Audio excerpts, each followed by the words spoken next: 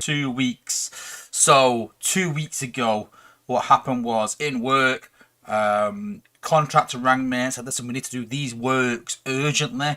The only way we can do it is if we come in Thursday night or we shut your kitchen. I was like, you ain't shutting my kitchen because it means a lot of lost revenue. So I had to go in overnight. So I had to cancel my stream. Apologies, I had to go in and make sure it was done. There was no one else willing to do it. And then last week, I was due to stream, and then a manager rang in sick, and I said, right, listen, I can come in, but I can't get in until about 9 p.m. at night. So we got cover. I went in last thing at night and shut the pub, but obviously I normally stream about 9:30. So apologies for the last 2 weeks, guys. Kind of out of my control, really. Really sorry. The first week I was kind of like, yeah, there's not much content to go through. Nothing's really happening with some stuff. I don't really mind missing the odd week here and there if nothing's happening and something crops up. I don't like missing 2 weeks. I think it's too long. And so last week was literally a last minute thing out of my control. But that means that this week we've got loads to go through. Loads. So that's a good thing at least. I was going to stream at weekend. I was going to stream on Sunday. But I was doing something. I was like, well, the content that I'm doing, I can't do until Monday. And it came to Monday, and long story short, Monday was my birthday. So I was doing things all day, and then it came Tuesday, and by Tuesday I was like, I might as well wait by Thursday rather than doing 2 streams in 2 days pretty much. So apologies guys, but we are back with it, and I'm going to delve into it. So we're going to talk a bit about that. We're talking a bit about the Space Ape stream, what they talked about as well, what could be coming, some big news there. We're talking about the 5-star batch as well, because it brought up a really big conversation, which is going to be huge for the game. Like it, don't like it, I want to get your opinion on it. I understand the apes. I say apes, it's still a weird thing saying apes and going, oh no, they're not apes anymore. What do we call them? So it's still a bit weird. I understand their point of view. I kind of get it. But I was like, can we do that? It's a good talking point, to be fair. So we're going to talk a bit about that as well. And then we're talking a bit about the new combat. So I can't do too much. We've sort of been sworn to secrecy. We will show the new combat next week. I was sort of like, this week I was like, can I show it? Can't I show it? I don't know. But I was like, we need to by next week though. We need to get everyone enough time to decide what they're going to do. So I think next week is the cut-off. But it's good news that it's in test already. It's really good news. So we're going to talk a bit about that. We can't show it as such, but I am going to talk about what it's going to do in essence and my first impressions of it. That's the best I can do right now. And after that, then we'll show it a bit later on. All that and more. As always, guys, if you've got any questions, then stick it in the chat and I will do my best to answer them as always. So let's see who we actually have in the chat. So we've got Joseph Prime, we've got Blade 19, one of my members. Thank you to all my members. Really appreciate it. Thank you. We've got E-Rods. We've got my brother Grind Time, obviously. We've got Trax, regular in the stream. Ricky Lau, Carnage McIte. We've got Stephen Gomez, one of my members as well. We've got Andrew Stevenson, Jason Rowley. We've got Fargus. We've got... Who else have we got? We've got Chris Harmon as well, regular in the stream. So, go and check out his channel. Some really polished content, guys. Go and check out Souls' channel as well. Good to see you, buddy. William Wilkinson, Hellraiser, London's Calling. We've got Croto. Is that right? KR0T0. Croto, let me know in the chat anyway, but I appreciate you being here. Yeah, saying it's choppy. Okay. Let me know, guys. Let me know if it's still going on. Really bad buffering. Interesting. Let me know. Buffering is horrible. This started in the middle of you talking about work. Alright, okay.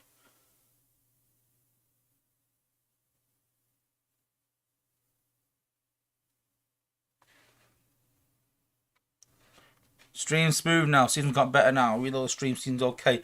Okay. Sad. Sad, sad, sad. Sorry, guys. Let me know if it's working now. My end, it says, no drop frames or anything. Saying everything's alright.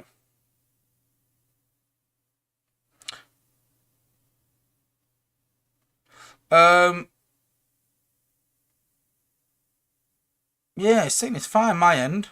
Don't know. Better now. I've not done anything. Listen, I'm trying to perfect the stream. As we know, a while back, we had a big problem. We had a big problem with the stream kicking people out. So I don't know what's going on. I'm trying to. I won't go into detail, but I'm trying to sort that out by doing a different method. I don't want everyone getting kicked out of the stream. So yeah, cool. There is some comments in the chat. I wasn't sure whether to announce this in stream or not. I was going to try and be a bit incognito. I weren't sure who knows, who doesn't. But there is some chat about it in the stream. People asking questions. So yeah, sadly, Dale hit me and Freeze up and said, I want your opinion on something. Can we have a bit of a chat over Discord or something? So we do this every now and again. I was like, yeah, I'm free, whatever. We're waiting on Freeze, and Freeze basically said, I'm really sorry, guys. I can't make it.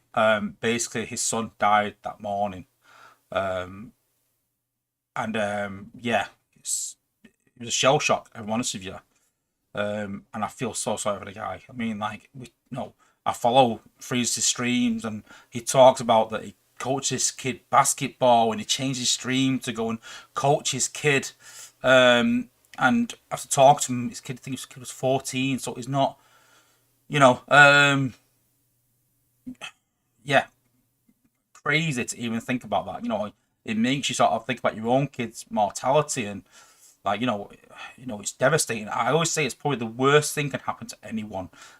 We expect to lose our parents, but we also expect to outlive our children. I always think to myself sometimes, how my kid's gonna, react to when I pass away sometimes. And you think about your own mortality, and if your kids will go on and things like that. You think about your own parents and when sadly that time comes. But no parent should ever outlive their kids. So I don't want to keep going on about it. I don't want to make this stream.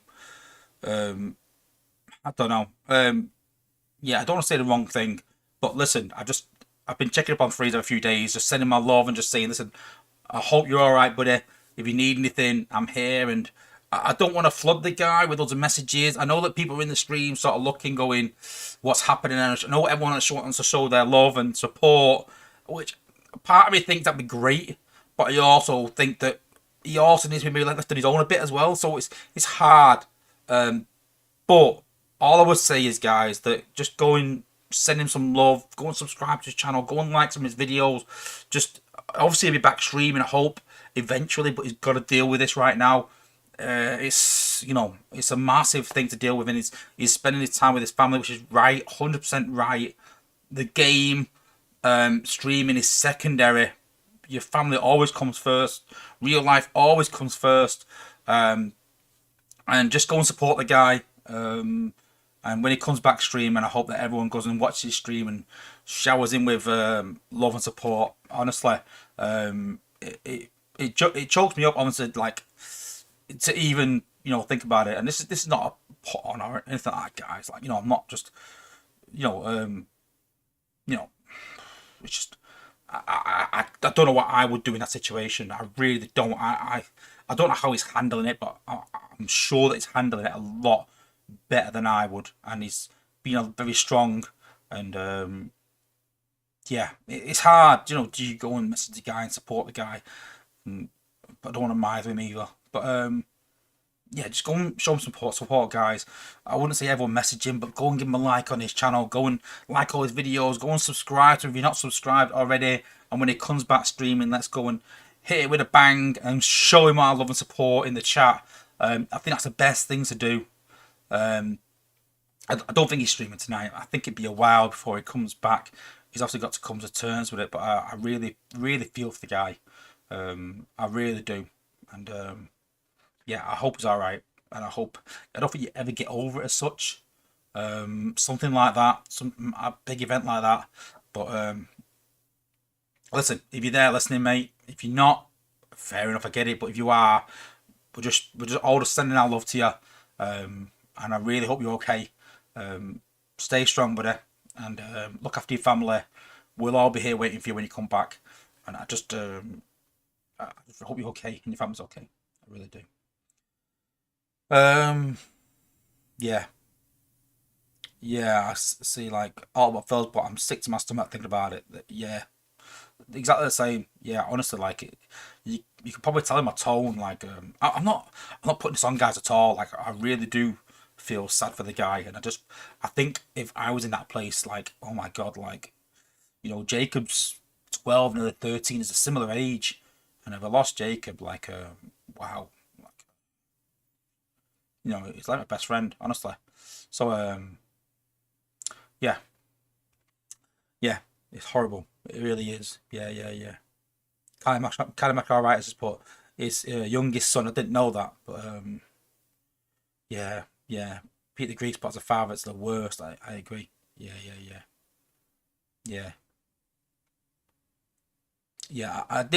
I didn't really want to talk about it, but I can see people talk about it in the chat. I was just gonna make a message to say, send some love to stream to freeze during the stream, but I was going to mention it during the newsletter.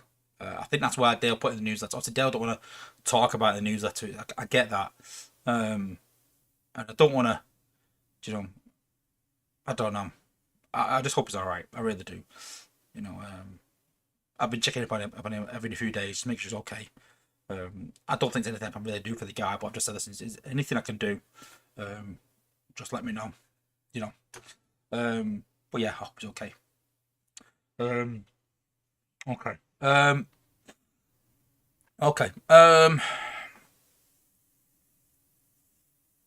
Yeah, I imagine he's taking some time off streaming. I imagine he'll come back eventually, but obviously he's got more important matters to deal with. That's why that's speaking with him every few days. Just checking him and make sure he's all right. Yeah, God bless Freeze and his family. Yeah, yeah, yeah. Okay, cool. Let's go into the newsletter. So, Barwick Grana Whip Ninny Pong. This weekend's event is called Earthfall. And there's been a bit of a how to do about this event. It was put as mayhem, and then people were like, mayhem. They were like, oh no, it's not mayhem. Then people were like, which is it? Oh no, it's not mayhem. There's quite a lot of points. People weren't happy with it straight after an endurance event. But thanks to Jimmers for subscribing as well. Thank you, buddy. And I get that the week after endurance should be a bit of a chill out event. It's not really, but I know that the apes will just say, just do what you want. You don't have to do it, which I don't really like that. We're all completionists. We all like to do the events, complete the events, but it's quite a big event. But this weekend's event, you get half a mil spark, half a mil combat spark, half a mil combiner spark, which is pretty decent. Corporal and sergeant ranks. Don't know why they won't put a captain rank in there, but some total shard crystals, 150 of them. So it's like 5-star shards, 4-star shards, 3-star shards, and prems, 25% of each. 25 of those, a quarter of those is about, call it 35, give or take. So 35 times 25 5-star shards. Yeah, it's about 1,000 shards, I think, something like 800 shards. So it's a decent event in terms of shards, in terms of spark. So rewards are scattered throughout. Yeah, with the sergeant rank skip being at the end of 1.2 mil, works out what's that? About 30k each, roughly. So 30k is a lot without mayhem. I get that. You got to think that if you're doing 15k each, you're gonna end around here. Um, no, it's not even there. Around here, you're in 15k each. It's about 20k, ending about here. So you still get some decent amount of total shard crystals, but obviously they ramp up to 15. Once you get up here, and obviously it goes from 25 to 50 to 75,000 spark towards the end. Normal battle zones, like I said, not mayhem, to avoid confusion. And then game updates and information. So talk about the 5-star batch. No new news. We're going to talk about that soon. New combats. Tip Top and Peacemaker. Peacemaker obviously part of the Headmasters, Target Masters sort of cartoon. So glad he's in the game. And just waiting for his counterpart to come. And then we've got the Cyberpass skins of Armada Sideswipe. I do like that. I'm not going to lie. I do like Armada Sideswipe. It looks really, really cool. I like that. I like that skin. I'm not one for skins, really, but I do like that skin.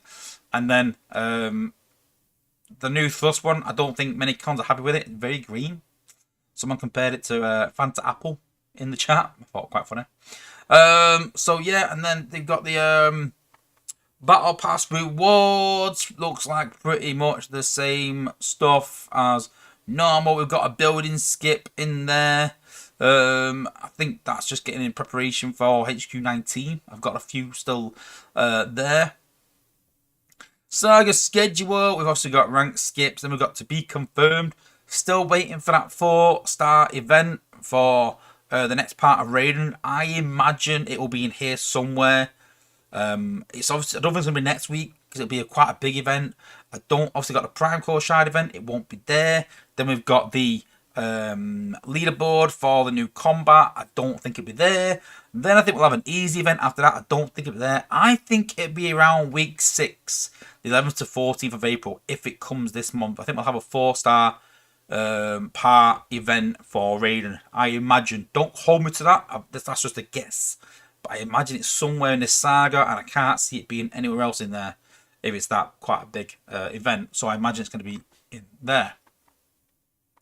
Go and check out your content creators like myself and Soldier, and obviously Free. Just go and put a like on his channel, in his videos. Go and give him a sub, guys. Go and show him some support.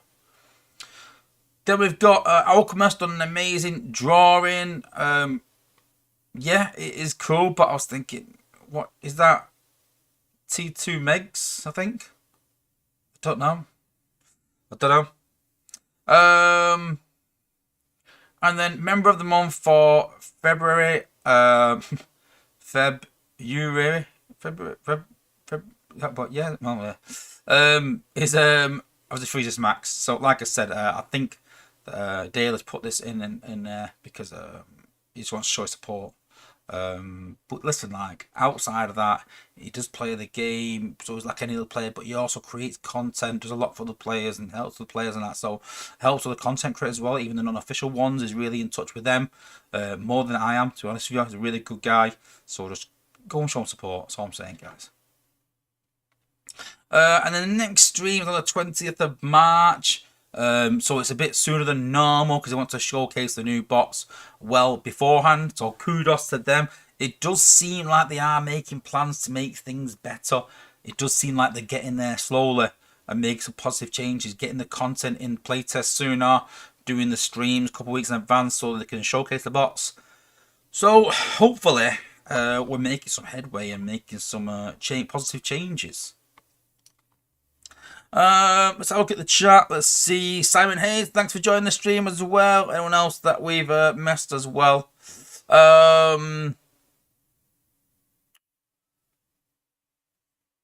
Yeah, also Phil's put you have to do the events to keep up. Well, it depends. If you're ahead, you don't.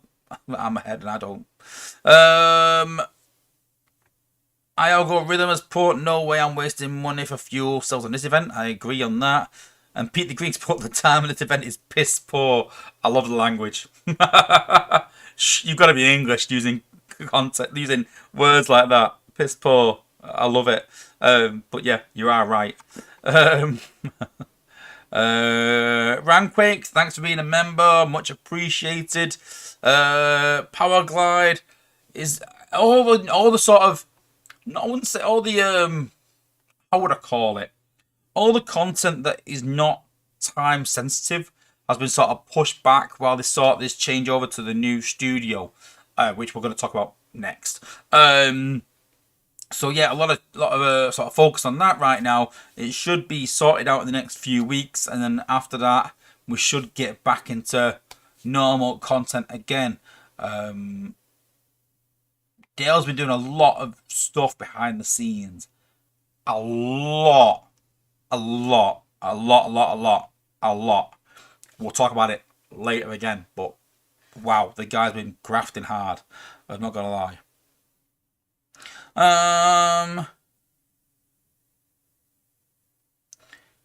And algorithms port next. I'm getting no Shanix for Omega Supremes grapple. After that, what can I invest them in? People saying for Spark, people say for Beast Wars. Optimus, although he's not very good, he's still a 5-star bot. But yeah. Pete the Greek spot. He's not English, but part of the Commonwealth. He's in Canada. Is that a Canadian phrase as well? Piss poor. I thought it was an English phrase, but yeah, it's a great phrase. Piss poor. Don't know. Did Americans say that? Piss poor. Is it an American phrase as well? Let me know. Yeah, Brazil export Aussies say piss poor too. All right, okay. Let me know. Grand Transport. How much has Dale been doing behind the scenes? A lot. A lot, a lot, a lot, a lot. He's been doing, yes, honestly. Yeah, okay. Cool. Deshaun's put, what are the plans for this year? We're talking a bit about that, but I think it's more of the same, but better. I really do. I think they've got some big plans for this year. But we're going to talk a bit about that later on. But remind me later. Cool. All right, let's cover some content.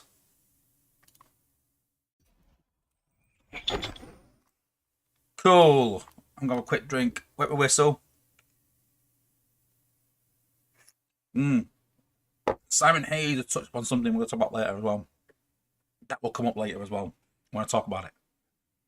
Cool. So the big news from the stream, although it wasn't big news for some of us, because some of us, yours truly, found an article that sort of stated that the game has obviously moved from Space Ape to Yodo 1.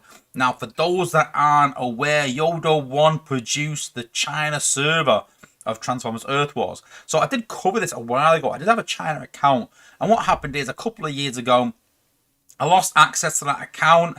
And I tried getting access back.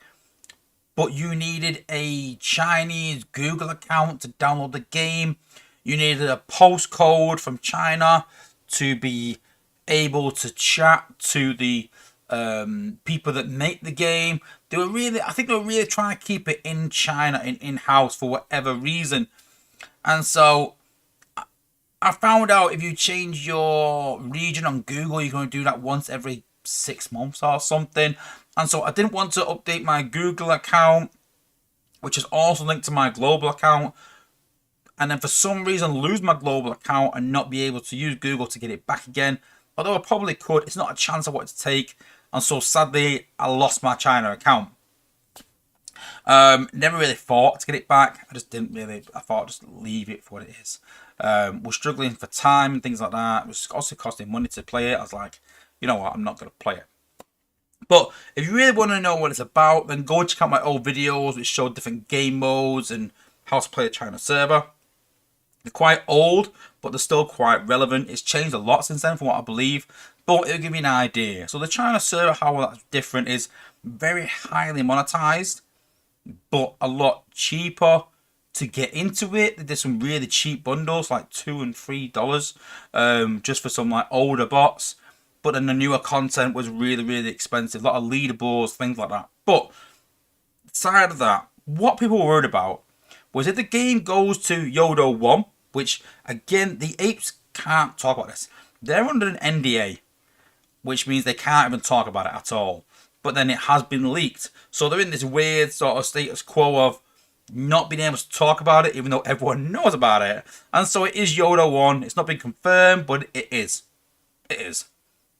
And everyone's worry was that when the game goes over to Yodo 1, will it change? Will it become highly monetized like China server? Will it, these things sort of like, go towards how the China server is ran?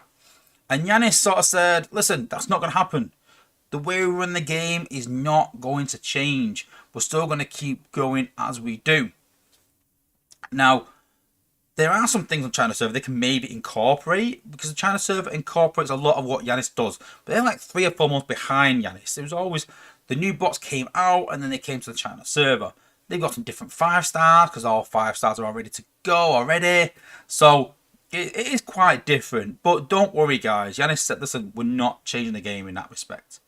The reason it's gone to Yodo 1 is that they needed a company that had good ties with Hasbro.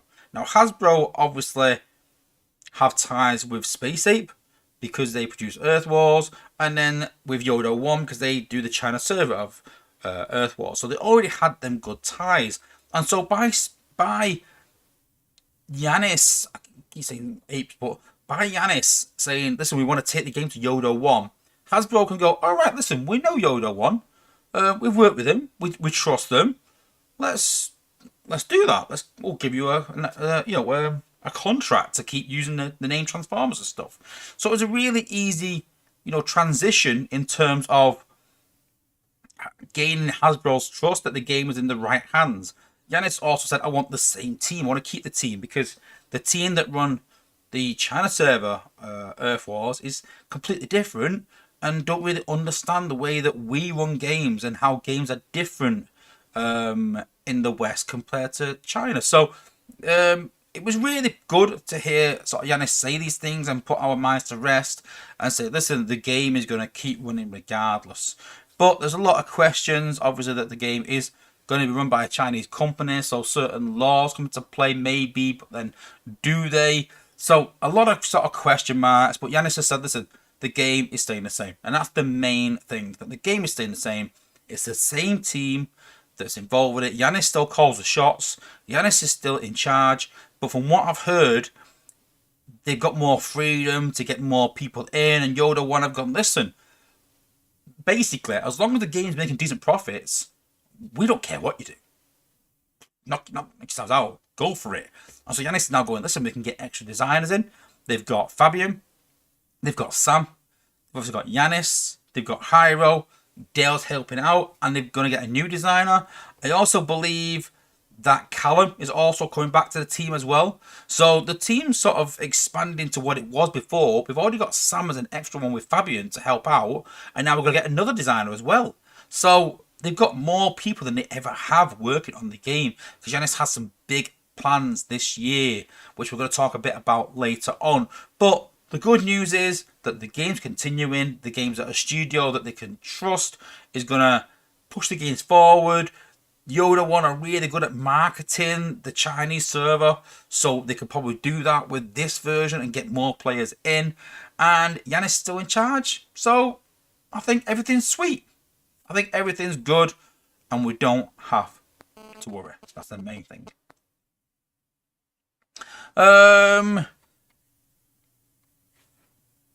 What else? The algorithms put if you don't have a Yodo 1 account, that's minus 1 million social credit. I've been hearing people talk about that. I ain't got a clue. Berserk put they need to rethink their monetization, design, and balancing. I have a bit of faith they're open to player feedback. You got to think that from what I've heard, they've been trying to develop the game with one hand tied behind their back for the last 2 years. Every time they get a designer, I think that from what I've heard, the problem is that it's a very front-facing role. Designers are used to be locking behind screens and just creating the content and pushing it out. But they have obviously the playtest chat, which they chat to people constantly, and they obviously have the Space 8 streams where they're supposed to chat to people, and it's not everyone's cup of tea. I know we're here sort of chatting things like that, but I understand some people get anxious about doing this and they've not signed up for that. They also have a tight schedule of release and it's quite intense. It's quite hard to make content for this game. And so all these things kind of put designers off. And these designers we've seen in the past that have come and go have sort of come to the game. And I think they've gone, this is too much. And they've sort of faded away, sadly.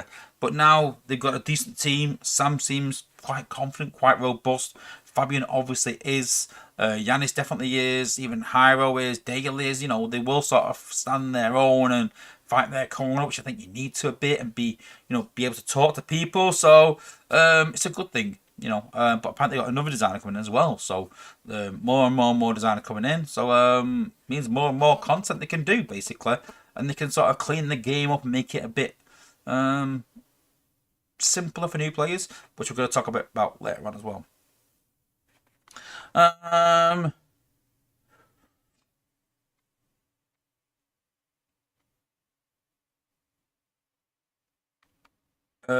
Cool. Andrew Stevenson's put, makes you wonder why Supercell don't want to take the game on. My understanding is that they only take games on that make a lot of money. Now, I did a bit of digging, and I think that this game makes about £2 million a year. Now, £2 million a year sounds a lot, but once you take out the fact they've got to send a chunk to Hasbro, they've got to send a chunk to Google, they've got to pay wages and overheads, it's maybe £1 million profit a year, maybe. If that, maybe. I don't know.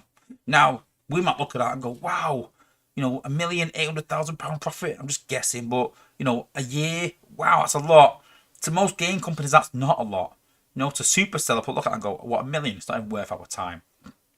They're used to games that make millions and millions and millions and millions and millions. And I know they're taking BeatStar on, but the thing about BeatStar is that it's making all right money. I think it made about 3 million last year.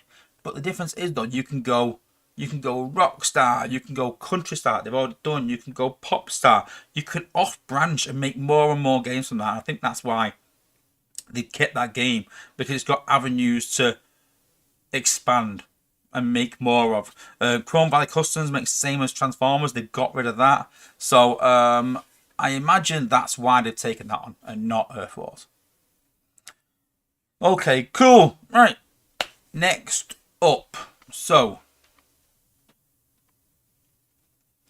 Let me just get this up a minute. So. I did have this set up already, but it's disappeared for some reason. There we go. So.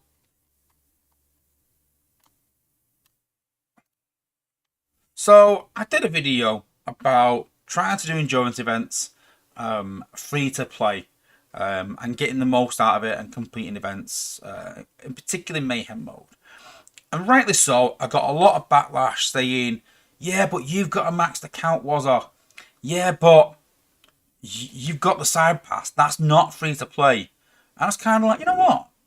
They've kind of got a point. It is very easy when you're running max teams in Zone 17. You've got a max ruination, and you've put all that effort in beforehand, and you've got the 75 cells. And so I kind of thought, I'm going to play this event. I'm going to play this event in Mayhem mode with just the side pass. What I also did was, I ran teams of around 20-25k, just using some 4-star bots and the occasional 5-star bots, trying to stay away from some really overpowered meta bots. I did have 5-star Ruination, I'm not going to lie, but I did also use 5-star Omega Supreme, I used 4-star Magnaboss, and I used 5-star Volcanicus as well. So there are some elements where you can look, yeah, but other players won't have that. But I also did well with Magnaboss as well, 4-star. Now, granted, not every player is going to have all these combiners, but we've got to draw a line and think, right, okay, well, if we're completing these events and trying to do 40k plus, it's not realistic for a new player to do that. These videos are not aimed at brand new players saying, go and do 40k in an event. It's not going to happen, sadly. You've got to build your team up, you've got to collect the combiners, and you've got to get to a point where you can do this. But it's aimed more at mid-tier players that have got a few 5-stars, that have got 4-star teams that can go and attack in Zone 15. They do have a couple of combiners. It might be 4-star Magnaboss and 5-star Omega. It might just be them. But it is possible, especially in Zone 15. So I only attacked in Zone 15. I used different combiners to test it all out. And I didn't run any overpowered bots and overpowered teams. And this is what I did. I've literally just scheduled it exactly what I did over the weekend. So, got up Friday morning, got up a bit late. Event starts at 10 a.m. for me. Got up a bit late, did my first attack at 11 a.m. Ran 75 cells down. Went and did some things, went and did some bits and bobs. Then at 2:30, before I go and pick the kids up, I came back to the game and I had 45 cells. So I thought, right, I'll run them down, then I'll go and get the kids from school. Ran the cells down, went and picked the kids up. Then came back, was going to make tea. I thought, I'll see what I'm at. 4 p.m. I thought, right, okay, I'm going to do 15 cells, just one tack, and then I'm going to go make tea. Made tea, and then I think we watched a film, and so came back at 9 p.m. Cells were regened. Went, right, okay, get them down to 75 cells. Then came back about, oh no, I'm lying. So then went to work, went on my break at 9 p.m, ran my cells down, left it, got home from work at 2:30 a.m, ran my cells down at 60 cells, went to bed, got up at 5 a.m. to take Jacob to football, believe it or not, and then ran 30 cells, went to football. Got back about 10 o'clock in the morning, I ran 75 cells again, ran them right down. 2 p.m, I was getting ready to go out to for my birthday. So 2 p.m, ran my cells down. Just before I went out, checked again, ran my cells down, went out for the night. About 11 p.m, while I was out, so I played the game, ran my cells down, came home, went to bed. Got up at 8 a.m. on Sunday morning, ran my cells down, took Jacob to football. 12 p.m, come home, ran my cells down, took Jacob to his second match of the day, and then ran my cells down again. Then we spent the day together as family, watched a film. We watched the new Marvel film. Then came home 10 p.m, ran 75 cells down. Then 11 p.m, before I went to bed, ran 5 cells down. Set my alarm, got up before the end of the event, and ran my 75 cells down. So I know it's a lot to go through, and you're like, why are you going through all that? The point I'm trying to make is that I was running cells down and then doing things. I wasn't sat there just in front of the computer all day, every day, just keep constantly doing battles. I was doing, 75 cells is, 15, 30, 5 battles. I was doing 5 battles, then going to football. I was going shopping. I was going out with my friends. I was taking Jacob to football and different games, things like that. And I was celebrating my birthday. So I did all these things over the weekend and I still got to 41,100 points. Now, again, people can go, yeah, but that's not free to play, was it? That's using the 75 cells. So I thought, right, well, it's almost impossible for me to do this because I'm always going to buy the battle pass personally. It's very cheap. It's really, really good. It's probably the best value in the game. I always buy it. And sadly, normally the endurance events and the mayhem events are towards the end of the month and end of the saga. So I don't want to go all saga with just 50 cells just to test the theory. So I thought, right, I'm going to sit down and do some hard maths. And so obviously remember that one cell takes 4 minutes. So 50 cells, about 3 hours 20. And so if you follow roughly this schedule, as you can see there, it says cooldown 3 hours. Now it's about 3.5 hours, but what you'll find is that once you log in, it might be just over 3 hours. But then once you start doing the battles, you'll gain some back. You might even sit around for 10 minutes waiting and you can get at least those battles in. But if you sort of follow the schedule, and you can sort of screenshot this to sort of try and stick to it. But it is possible to complete the event and do 46,000 with 50 cells free to play. Again, it is logging in every 3 hours, but you can see there, event starts at 10 o'clock for me. So it's getting there at 10 o'clock right at the event start. It's going to bed at 12:30 every day, which I don't think is unreasonable. Getting up at 7 a.m., some may see that as a bit unreasonable. But personally, I think if you want to get the most out of the game, then you've got to sort of make some sacrifices. But even then, if you stick to schedule, that's 46,000. And so, even if you miss a couple of these where you don't get up at 7 a.m., you get up at 10 a.m., it's going to cost you around 7,000 points, 7,500 points. With 46,258 roughly, 46k, you can afford to just maybe get up that 2 hours later or get an extra attack in here and there. Stay up a bit later one day maybe. I know some people will say, well, it's a 3-day event, but obviously it starts at 10 o'clock on day 1 and ends at 10 o'clock on day 4. Because day 1 is not from the start of day for me. So it really is possible, guys, to do these 40k events in Mayhem mode, free to play. And remember, you can, if you choose to, do 5 cell battles at a time. It's going to take you longer. You'll just regen the cells just as fast. Because as soon as you get one attack, you're going to start regenning cells. So while you're battling, you're actually regenning cells. So you probably have to get another battle in rather than the 5 Mayhem mode. You'll probably get 16 battles in rather than the 15. Because as soon as you do that first attack, 11 battles in rather than 10, 50 cells. As soon as you get that first attack and do 45 cells, you'll start gaining cells back. And by the time you get to 0, you'll probably have 5 cells left to do another attack.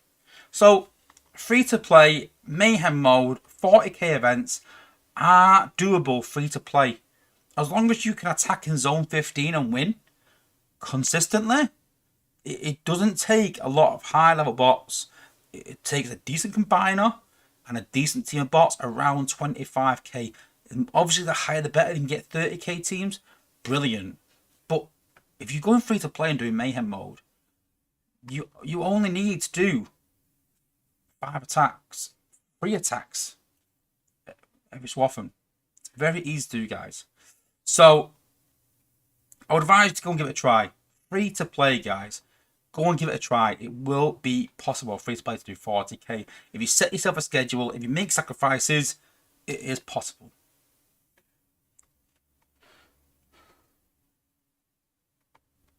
So let's have a look in the chat. Algorithm Sport event starts at 5 a.m. for me. Well, it might mean setting an alarm for 6, 7 a.m. on day 1 maybe. You know, like I said, sacrifices, you can choose not to. Hey, it's not for me to tell you how to play the event. It's for me to tell you it is possible free to play.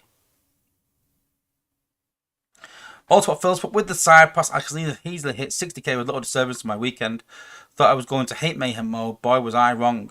I know there's a lot of hate about Mayhem mode, and I was like, what? This is mad. Best thing. Grand Transport are just 5-star ruin and 1 bot. Guess that's not free to play though. Yeah, well, that's why I was. Listen, I could sit here and go, just do 5-star ruin and 1 bot, guys. But the problem is that not everyone has 5-star ruin. So yeah, when I did 5-star ruination, I could probably solo the zones. But what I was doing was like, listen, what about Mega Supreme? When I was using the Mega Supreme, I needed a few bots and Magna Boss. So I knew 5-star Volcanicus is not the best at beating zones. So I did have to use 5 bots, 8 bots sometimes, depending on the base. If there's an MDS there, I needed an answer for that. So I had to take some decent one-shot bots, try and take out the MDS and then take the rest of the base out with the combiner and stuff. So it really is possible if you try, guys. Yeah, Grand Transport, if you really want to be free to play, you could just run 5-star ruin and no bots. Yeah, I did that at some point. I was making 0 XP, but not everyone has 5-star ruin. You got to think how many people are going to get all 5 of them bots. It's unlikely. That's why I use 4-star Magna Boss. I think 4-star Magna Boss is the easiest combiner to get because only 3 bots. You know, we had a Magna Boss crystal in the store where you could get Magna Boss crystals a while back, and it's only 3 bots to get. So it's still a good bot. People forget how good these bots are sometimes. So have a look.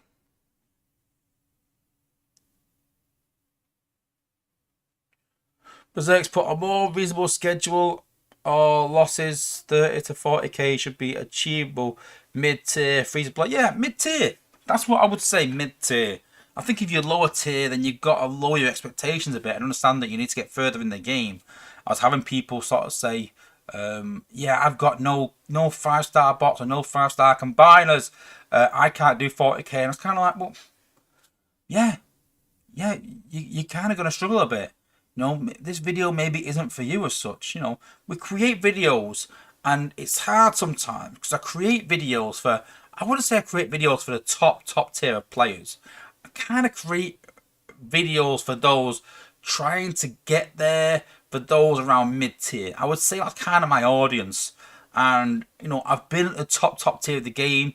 I've been to the heights of it. And I've kind of took a step back a bit and I'm sort of relaxing and enjoying the game and just chilling out. And I've got a few different objectives now.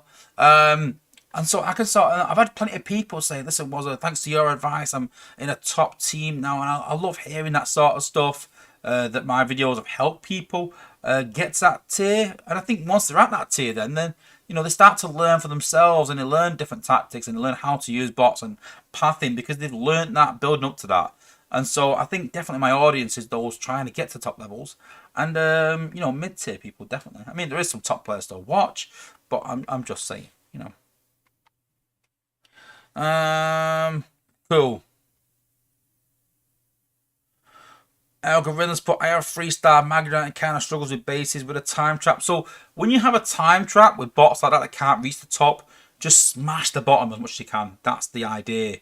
Is what I would do is I tend to use my bots and I tend to smash half of it, drop the combiner, smash the other half, try and avoid an outpost, and just make sure you can pop the top combiner, which is normally Lyle Kaiser or Computron. So have a plan for that. I normally just like throw some heal bombs down or something, and or try and pop it from distance. So everyone's got their own counter for it, but you definitely need a counter. Just when you're creating your teams, just think that you need something that can one-shot an MDS, and you need something that can distract and pop a combiner, an outpost. If you've got that, and some AoE damage as well, if you've got that in your team with some decent tanks, then you're gonna do all right, honestly. Cool.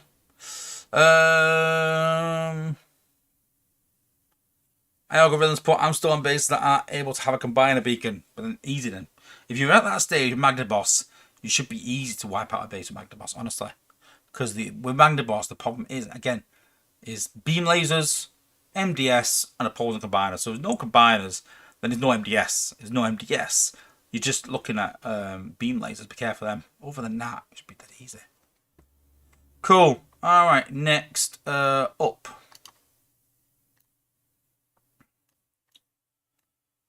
And so the next thing that got announced on the stream was that there will be a new Titan this year. Now, a while back, I kind of called this already and said I think it'll be Tidal Wave, and I'm still confident of that. Looking through the Hasbro Pulse website, go and check it out, guys. There's plenty of characters that are sort of advertised coming out as toys or already out as toys, and I kind of look at that and think this is where the game is sort of going to go into the characters, because it also works in tandem with Hasbro to create content to sell and sell the toys as well. That's what it's all about. Everything Transformers do, everything Hasbro do is to sell the toys. The cartoons are to sell the toys. There's films to sell the toys. There's gamers to sell the toys. They want to sell toys. So go and check out Hasbro Pulse toys, and that'll give you an idea. Gears is on there. It's been released. Vector Prime is on there. Alpha Trion is on there. All these sort of new bots we've sort of seen over the last year or two. I've been from that website and always have. Now, Tidal Wave is on there, and I'm still torn between Guardian Robot and a different version of Metroplex. Me personally, I think they'll bring out the Guardian Robot rather than having two Metroplexes. They've announced as well that 5-star Metroplex will be out this year. They were talking about multiple ones, where they're going to bring out a 5-star of all three, but I think they're set on Metroplex. Now, I can't see them bringing out a Metroplex and a 5-star Metroplex. I just think it gets a bit confusing in the game having 2 Metroplexes. I mean, we've got God knows how many Jetfires, but I just think it'd be a bit confusing bringing them both out in close proximity. So I really do think that we'll get the Guardian robot. I might be wrong on that, but I'm confident on Tidal Wave for the cons. But then going on to the 5-star Titans, what does that mean? It means that we need to start doing Titan Assault again. I know, sorry guys, I was happy about it as either, but go and max out your Metroplex Titan Spark. You're going to need it when the 5-star comes. There are going to be more levels, Yanis said, so you're going to be able to upgrade your Titan, so we're going to have to do Titan Assault again. Sorry. But what does that mean? Does it mean that Metroplex will again be the #1 Titan? With being a 5-star, he'll probably be able to one-shot the shield gen. Now, I've talked in the past about this, about cause and effect of defense and attack. So 5-star Metroplex will come out. This is how I see it going forwards. 5-star Metroplex will come out. I imagine he'll be able to one-shot the shield gen without any boost or anything. So that's a real good advantage around the 5-star Metroplex and makes it worthy of chasing. All for that, create some content that makes it real worthy of chasing. That'll probably come out, I imagine, in the first 6 months of the year. Then they've said at the back end of the year, we'll start seeing HQ19. No doubt when that comes out, we'll probably see an upgrade for the shield gen. And all of a sudden then, Metroplex can't one-shot the shield gen. And so then we start becoming the status quo of then having Titans that need a boost again. So we kind of push attack to a point where it's overpowered, then go, right, let's bring defense in bit by bit. Now, they did do HQ18s are in 3 parts. I imagine they'll do the same for HQ19. Not sure if the shield gem will be able to be upgraded straight when it comes out. We don't know yet. That's another video for another day. But into the 5-star Titans, we're in a predicament there where they always said they wanted to do like a rock, paper, scissors, where everyone beats somewhere, where Metroplex gets beaten by Fort Max, Fort Max gets beaten by Arc, and Arc gets beaten by Metroplex. And that was kind of the case. But we kind of look at it and go, will we end up with like a fire, acid, and electric? 3 combiners, but the 3 Titans. But the problem with that is that we're going to add a 4th Titan in. So then the new Titan then beats Arc maybe, and Metroplex beats the new one. Because it's 5-star maybe? I don't know. I don't think Yanis knows exactly how that's going to work, but that's how he imagines it's going to work. But rest assured it, 5-star Titans are on the way. Rest assured it, cons will get Tidal Wave, bots will get another one. I'm guessing Guardian Robot. Wait and see. But 5-star Titans are on the way. Get that Titan Spark, get it maxed out ready, and then we can wait for the new content. I imagine it's going to be a massive event, huge points for a 5-star Titan. But I'm sure it will be available in the shop for an astronomical amount after that. But let's get preparation for it, and then we can sort of judge the event when it comes out and go from there. What do you guys think? Is there a different Titan that I've missed that Hasbro Pulse have released? Hey, it might not even be a Hasbro Pulse Titan. It might be something else off the cuff. I haven't missed any Titans out. What do you guys think? Will it be Tidal Wave? Let me know in the comments, guys, and let me know if you're looking forward to 5-star Titans.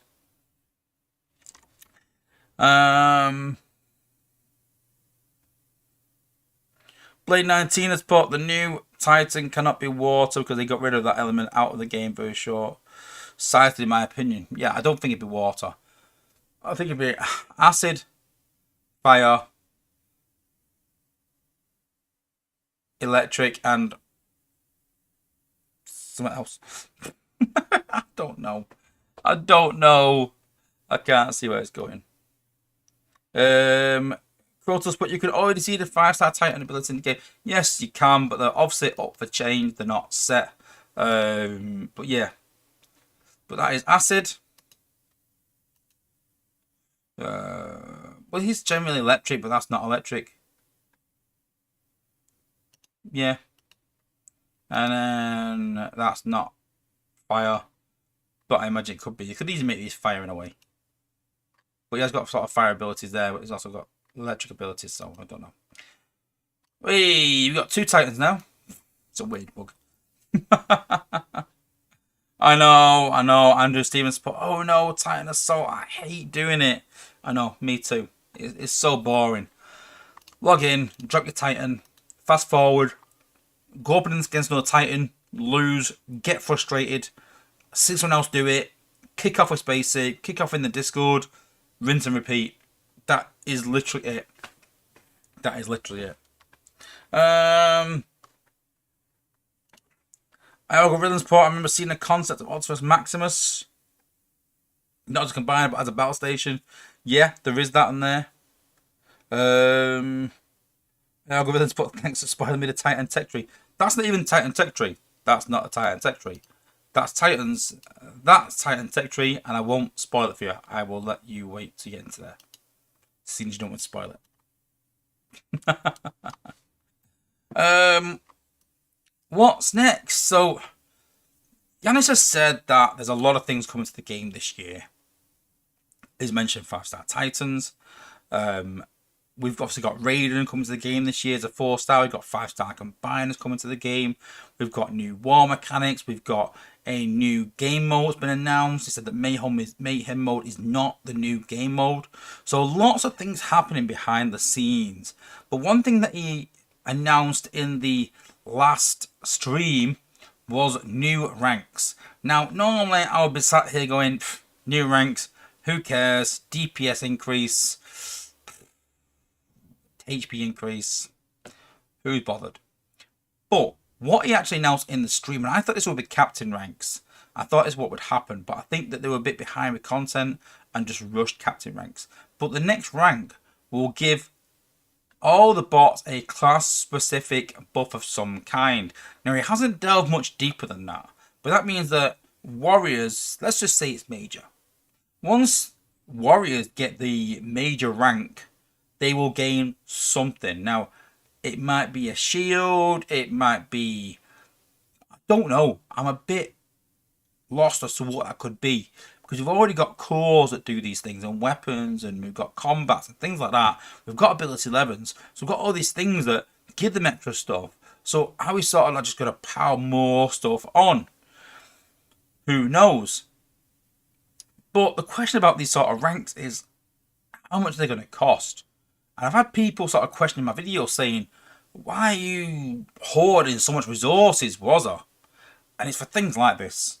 You're going to need a lot of 5-star shards for these ranks.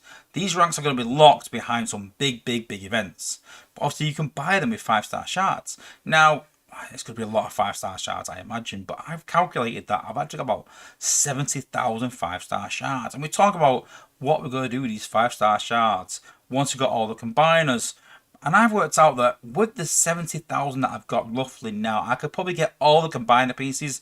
So I'm pretty much done up to now in the game. I'll have all the combiners that are currently out in the game as 5-star versions. Obviously not a few of them that aren't quite complete, but most of them will be made through events such as Legacy and such as Endurances.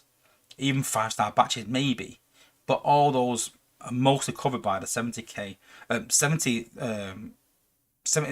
5-star shards and events. So what we're saving for? We're saving for this, guys. It's going to cost a lot for these ranks. It depends on what they do. Now, if they're anything close to what the ranks currently are, I would say wait, guys. Maybe do the events. Don't spend your 5-star shards. Save them for 5-star combiners. Probably be more use. But you never know. They might pull something out of the bag with these new ranks that could absolutely blow it out the water and make these classes of bots go to that next level. You know, when Ability 11 come out, it really changed the game. When Combat come out, it really changed the game. Ranks didn't quite do that. They haven't quite hit that level yet. Is this the time for ranks to actually make a big difference in the game? Only time will tell. But start saving them resources now, guys. Start saving them 5-star shards, especially with higher levels of the game, in preparation for the release of the next rank. Let me know in the chat what you guys think. Any ideas what these class buffs are going to be? I imagine warriors are going to be a bit defensive. Air class and gunners will be a bit more attacking. Healers obviously healing. Maybe. Who knows? Let me know in the chat what you guys think.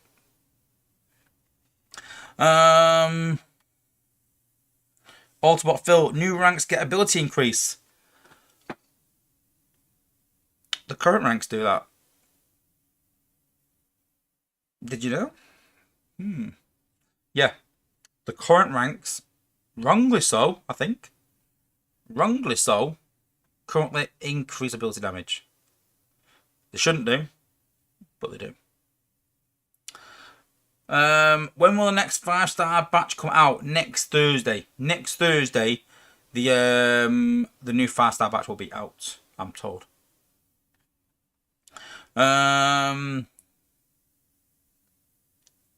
Algorithms put if you lack character shards, you could get the rest for 5-star shards, so it's not new, I guess. Yeah. But wait, what? Yeah. Yeah. Ranks do increase ability damage, sadly. Well, not sadly, gladly, but a lot of people don't realise that. It's been a highly kept secret, I think, that they do. Even I didn't know until I was looking at another player and going, how is their bot? This is only about 3 or 4 months ago. How is their bot doing this and I'm doing this? And Dale was like, oh, it's ranks. I was like, what? Rank? No. Ranks don't increase ability damage. He's like, yeah, they do. They shouldn't, but they do. It's like, why has no one told me this? Croto, no, it's not intentional. No, they shouldn't have. They actually said in stream that ranks are only for DPS and HP increase, not ability damage, but they do. So I think just gone with it. Played 19. Is comp in playtest yet? Well, obviously he's already in there as a 4-star, but the changes have not come to us yet. No, I've got an idea on what he will do, but I can't really say yet because it's not even in playtest yet. But me and Dale have conversations about what he's going to do, but those are obviously private conversations that aren't even in playtest, so I don't really want to talk about it. But looking pretty cool. I think the idea is that obviously Volcanicus is all around fire, Computron will be all around hack. So I think they're trying to stick with that theme. So just keep that in mind that the 5-star ability will be around hack. So yeah. Algorithms put us to ask when it comes out as a 5-star. We don't know yet. Again, any content that's not time sensitive has been pushed back. So the legacy batch, 5-star combined have all been pushed back a bit. They're just right now concentrating on moving to the new studio and getting the bots and combats out, and just cleaning the game up. So I did talk about this. I was supposed to talk about this earlier. I was talking to Dale, and when we talked about the call what to do with me and Freeze, obviously Freeze wasn't there. He sort of asked me. He said, like, I'm just cleaning the game up, and what I'm trying to do is, he said, I'm trying to make everything crystal clear to newer players, really, so you know. So sometimes we see things like do 2,000 damage in an area over 10 seconds. Now, some bots, that means you do 2,000 damage total. Some bots, it means you do 2,000 per second. But both descriptions just say do 2,000 damage over 10 seconds. And so it's very confusing to a new player where they go, why is this not doing 2,000 a second? But that one does. And then you go, oh no, well that one's just 2,000 over 10 seconds. That's 2,000 per second. But it doesn't state that. So he's gone through all the tooltips and really cleaned them up. There's a second part to this, which we'll talk about in a minute. But he's gone through every bot and literally changed the tooltip. So it says, this bot does X amount of damage per second. And worked it out. So it's crystal clear. There's also quite a few where it didn't quite make sense and was worded quite badly. And me and Dale sat there for about 2 or 3 hours. And I was just throwing bots at him going, I'll bet you this is wrong. I'll bet you this is wrong. Go and check this out. It was also fixing bots that were doing the wrong thing. Some bots, sadly, were doing more than what they should. Most of them were doing a bit under, if I'm honest with you. And so it's like, yeah, well, that's got a bit of an increase, and that's got a bit of an increase. Mostly around fire damage. Fire damage was not doing as much damage as it should have. So bots like Sunstreak weren't doing what they should. I think he said Double Dealer wasn't doing what he should. There was quite a few bots that have had a bit of an increase. And so I said, yeah, this is pretty good that we're sort of clearing this game up. And so every bot does exactly what it should. But then we got onto a different subject.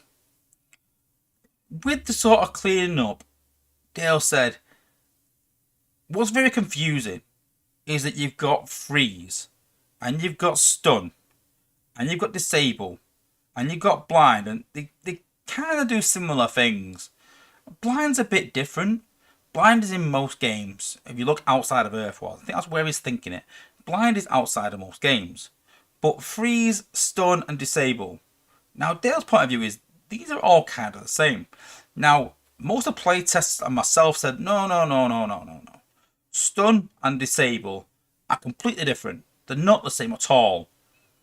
And he said, well, both of them stop bots from using abilities. I was like, yeah, but the difference is stun will stop a bot in its tracks.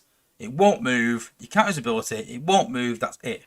Disable stops it using its ability, but it can still move. It can still fire its DPS. And he's like, well, how does that work on attack? I was like, well, basically, stun can stun anything apart from shock towers once you've got the Titan Treachery unlocked, and the MDS. I think that's basically it. Anything around a lightning rod you can't stun as well. But disable can disable the MDS, stop it firing basically. And so I said, well, that just seems like a bit of a cheap trick to be able to stun the MDS. Why can't you just stun the MDS? I was like, well, we thought that'd be a bit OP. So there's only a couple of bots, 2 or 3, that can disable it. And I think that it was Beast Wars, Silverbolt, Mirage, and Punch. There's not many that can disable. Most of them just stun. And none of them are real meta bots per se. Beast Wars, Silverbolt at low levels, but none of them are real meta bots. And Dale was like, I don't like the fact that it's like stun and disable and they both mean different. I think we should make them both the same. And Playtest was like, no. And I was like, no. Leave the disable as it is. It gives these bots a slight edge. And I said to Dale that I was there in playtest when we talked about Beast Wars Silverbolt, and we said he's too much like every other bot.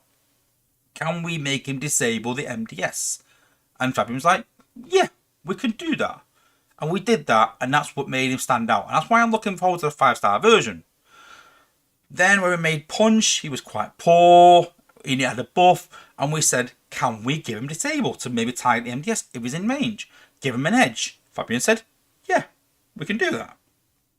I was there for that playtest. I even think that might have been before Dale's time or early on in Dale's career when he wasn't delving into playtest. He was just a community manager. And so I said to Dale, these are as intended. They are meant to disable the MDS. They are as intended. They're meant to be that way. And Dale was like, well, I think we need to stop all these elements all over the show. We've got too many.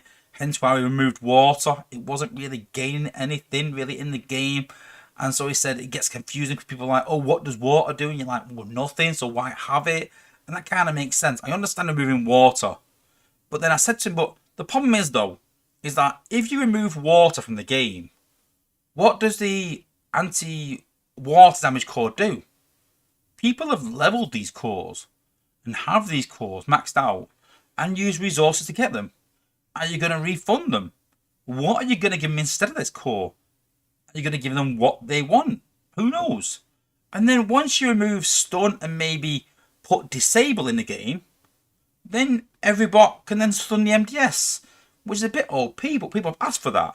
But then the lightning rod core does nothing because stun is not in the game anymore, only disable is. And if they go the other way and remove disable and only have stun, what does the MSM mine do? Will that stun? Because the mine without the MSM already stuns, whereas the MSM disables. And the problem with this is that it's like a domino effect. Is that I understand what Dale's trying to do and clean the game up, but all of a sudden you're making other things in the game not relevant. And what do you do then when content that people have already gotten chased is no longer relevant? I don't know. I don't know where that goes. What do you do with people who have got MSM mines, anti-stun mines, and anti-water cores, and we remove water and we just bring stun into the game? If we just bring disable into the game, does that make the MDS so much easier to take out? Is that a good thing? But then removing lightning rod cores. We're at a point now where I think we've just got enough Billbot cores. It's on the precipice of having too many. We've just got enough. Does it free it up to have more? I don't know. I really don't know how I feel about this. I understand what he's trying to do, and it's not he's trying to nerf things from anyone says like, oh, nerf, nerf, nerf. He's trying to clean the game up, make it more understandable for people, and make new players understand how the game works, because other games don't have freeze and stun and blind and this and that. They don't. They have different elements, but they all work differently. They don't have two elements that work the same, two mechanics that are very, very similar and have some things that are different. Like, how does a new player understand that you can't stun the MDS, but you can disable it, but stun and disable can't do the same thing? But it's not written anywhere that happens. I kind of get it. Let me know in the chat what you guys think. Cleaning the game up is brilliant, doing all these changes, all these fixes and improving things and tooltips and making them clearer. I love that. Getting rid of bugs in the game, bots doing as they should. I love that. Brilliant work. I love the fact Dale's doing this. But is it one step too far to start changing elements in the game that affect content that people have already chased? Let me know what you think in the comment.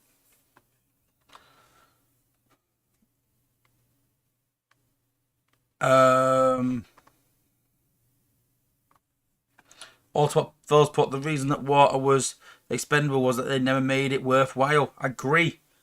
But then should they make it worthwhile, just remove the water core? That's the problem. If they had made water pair with electric, it could have been valuable. I agree. I agree, but do we even keep electric? That's the question. Who knows?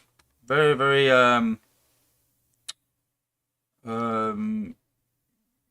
very, very hard either way. You know, I'm all for cleaning the game up, but do we clean the game up at the cost of making content relevant? That's the problem. That's the problem we've got. Okay, cool. Next up. Okay.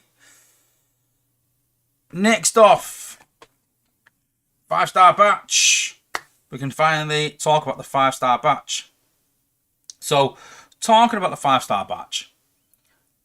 We've done some videos in the past about changes, and some bots have had a couple of changes, which we'll go through again. But Chromia has been the main focal point. So what we're going to do, we'll talk about the bots first, go through them dead quick, then have a conversation about Chromia, and it's sort of relevant to what we've already talked about.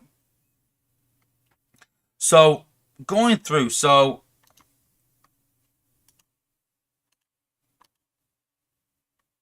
5-star batch. So, light speed, no changes. So, I was quite disappointed in this. I said to Dale that, for me, I know a lot of players like light speed on defense, but we've got an opportunity to make him relevant on offense. And so, the problem is that he dashed into combat. I like that. Crowd control effects are 4 seconds. 4 seconds is not long. 1, 2, 3, 4, that's on again. So, crowd control effects are obviously things like stone and acid and anything like that, basically. And then swiftly retreat, blinding targets for 12 seconds. 12 seconds is not a long time. It will take you 30 seconds to go through outpost bots normally. You've got more than one target hitting you, so it's not feasible to use light speed and go, yeah, I'm going to blind that and blind that and blind that and blind that and blind that and use 20 ability points. Then 12 seconds later, you've got to blind them again. So personally, I would like to see a cost reduction. Personally, I would like to see a range increase. Personally, I would like to see it 20 seconds or more damage. So I think you can two-shot. Yeah, it takes 2 shots to kill a Billbot, and his range is not amazing. Now, I'm not saying do all these things, but what is he good at? He has a lot of HP. With Solus Prime, with his G1, his G1 is amazing. G1 one of the best in the game. Kudos to them. Brilliant. So he gets 2 revives and a revive for the Solus Prime. So he gets 4 healths, in fact. His health, the 2 revives, and the 4 Solus Prime, in effect. It comes out 6% health, but you get the idea. It's pretty much 4. So he's very hard to kill.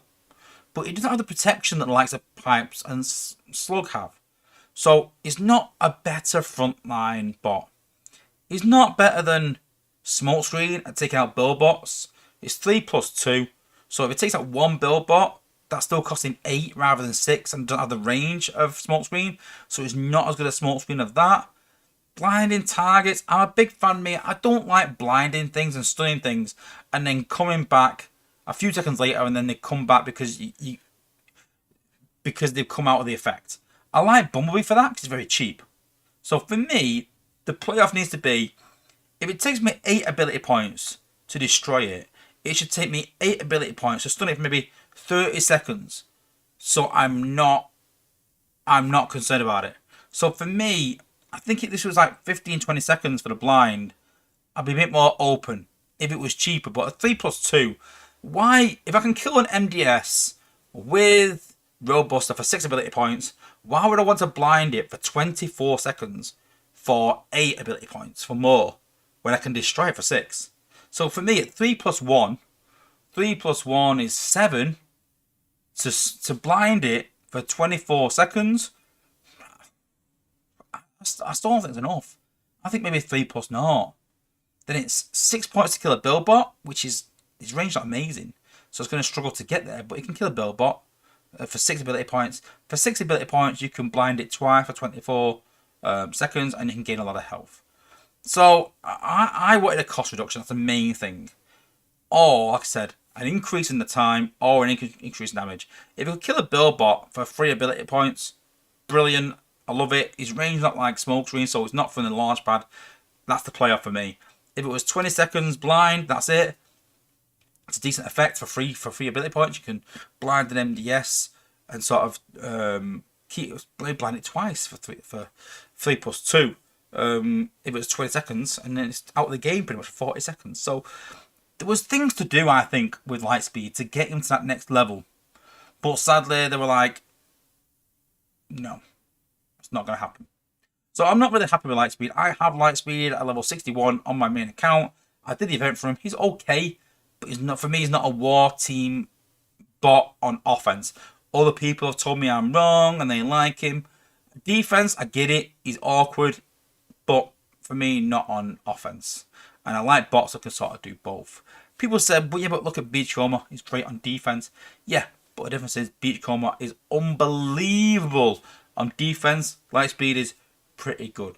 And I said that he's pretty much a jack of all trades, master of none. He's average at killing build bots. He's average at avoiding MDS, which is a big problem in the game. He's average around the crowd effect control at 4 seconds. He's average in terms of protecting your team. So what is he actually good at? I always say that a bot should do one thing really well at least. One thing. Whereas these jack of all trade bots, I'm not a big fan of. So I'm not convinced around Lightspeed. Next up, we've got Tasmanian Kid. Tasmanian Kid has had a cost decrease, which is not showing on the test account, but he has. Why is it reverted? It was 4 plus 2 and 2 plus 1, I believe. But he has had a cost decrease. He's had a damage increase. He's had a range increase. He's had all these things. And you know what? I'm still not sold on him. I still want to avoid him. I'm still going to, if I pull him, leave him at level 50. I get him to 50 and I just leave him. Really, they're not very good. Just in case they get an increase later on down the line, then I can just go bang to 60, stick him in the lab, bang up, and I can get him up quite quickly in the space of a few weeks. So 50 is like the key point. I get all my bots to 50 no matter what. So sadly, not really sold on Tasmanian Kid. We're going to go and have a go at him in a minute. I'll show you. Metal Hawk, a bit of a weird one. So let's just unquip his G1 a minute. So he will now go airborne, drop bombs in an area, dealing 4,500 damage. Enemies hit have their attack range reduced, excluding power cores, by 60% for 25 seconds. This has been increased because the G1 that increased the seconds increased it too much. But then without the G1, it still increased it. Eno didn't state that. And so that's been reduced back down again, but they've increased it. So I think that it was originally 15 or 20 seconds. The G1 made it 30. They settled in the middle at 25 seconds without the G1. Now, I thought the G1 increased this time still. But sadly,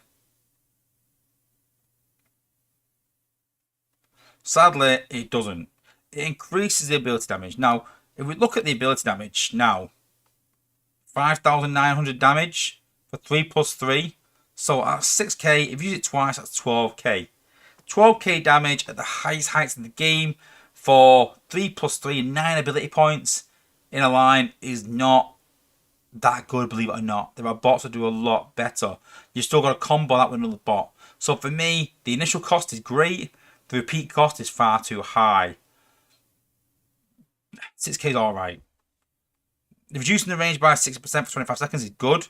But the G1 for me, it makes no sense as well. Enemies, so more ability damage, okay, I get that. Enemies also within the range reduction receive a 40% attack and movement speed reduction. So enemies have their attack range reduced to 60% and then have attack and movement speed reduction for 10 seconds as well. 10 seconds is not very long, really, and you're going to use this from range. You're not going to use this close by. So when you use this from range and it hits targets and reduces the range by 60%, to reduce the attack and movement speed by 40% for 10 seconds doesn't make any sense to me. Now, if this is on defense and it hits an area, let's flip that a bit. So doing 6k damage, having their attack range reduced by 6%, that's not bad. Having their attack and movement speed reduced by 40% for 10 seconds is not bad. But the problem is that when you put a bot with 25k health in an outpost, once the ability is done, it's pretty much useless. It's pretty much just get it out of the way and it's gone. People focus on HP and survivability as well as damage. That's why Beachcomber, Twin Twist, bots like that are so good. Even Lightspeed to a degree, it's all about survivability and HP. So there's not many jets in the meta in terms of outposts. Some you might see smokescreen occasionally, just sort of sniping. You will see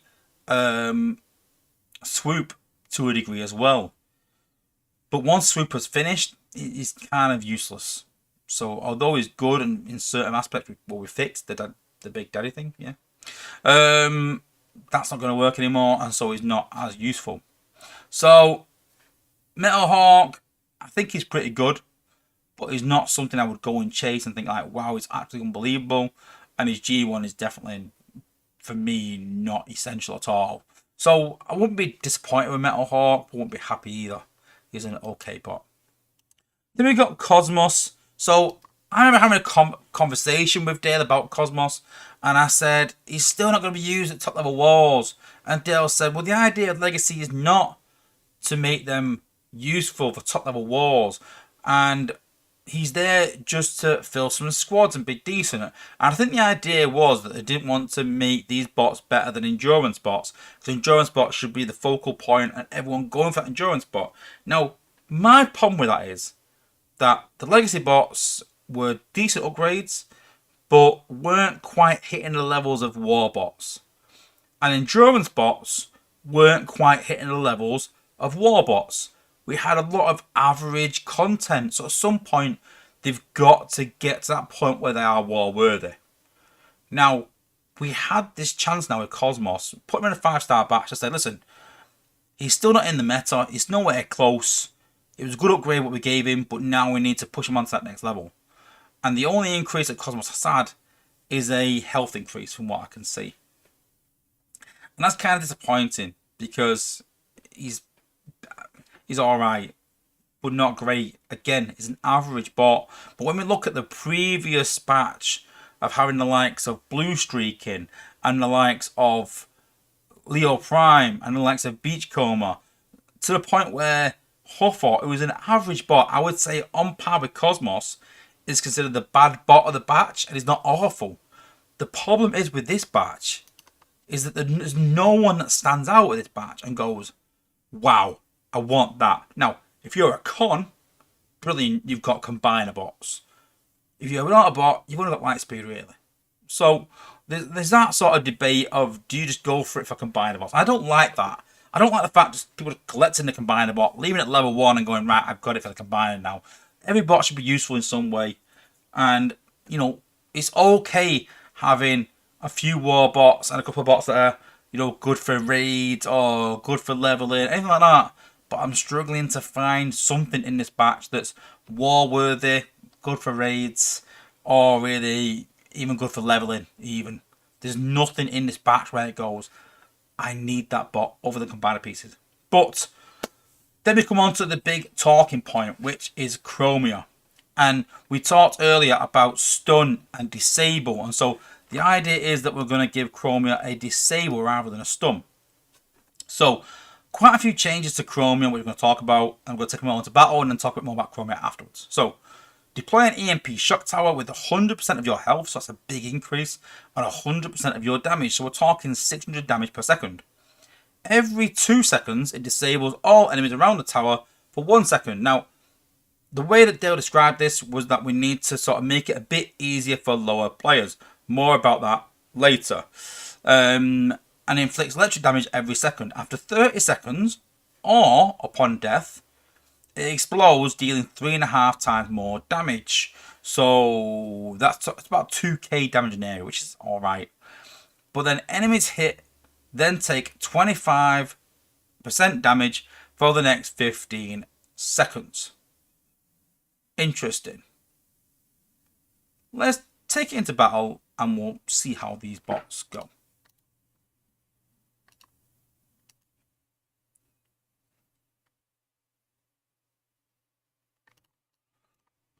Okay, so don't want to pop any outposts, but light speed, you can see still the same range, still the same. It's a decent range, but it's not great. But imagine we normally see the build bots right around the back of the map, and we use smoke screen for this. But you can see there that even with a few steps forward, he's only reaching half the map, so he's nowhere close to what smoke screen would be. Then we've got Tasmanian Kid. Again, the cost change is gone, but it will think it. And I can't remember how to deal with this, but you can see the stun has been changed with disable. So the idea is that you use Alpha Strike first, I think.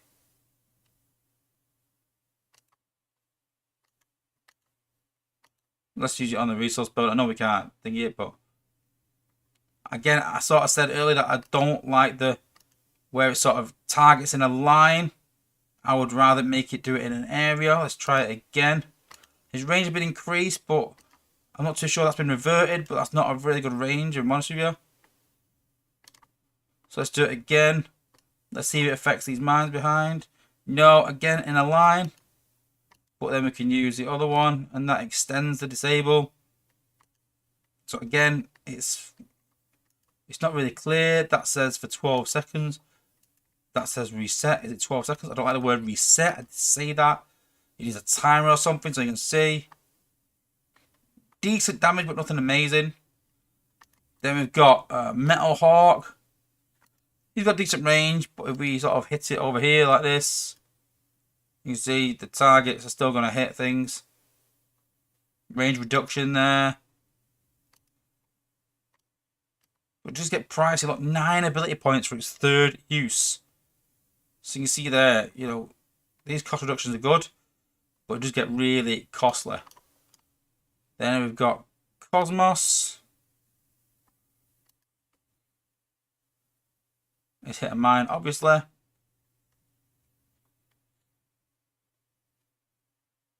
Let's see if we can keep Cosmos alive a bit.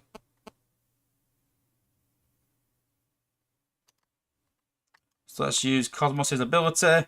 You see there it floats over, it goes invisible. Hacks this defense, hacks the next one.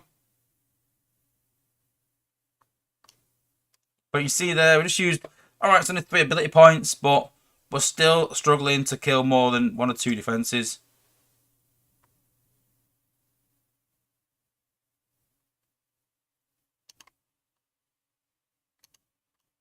Hack the spider mine.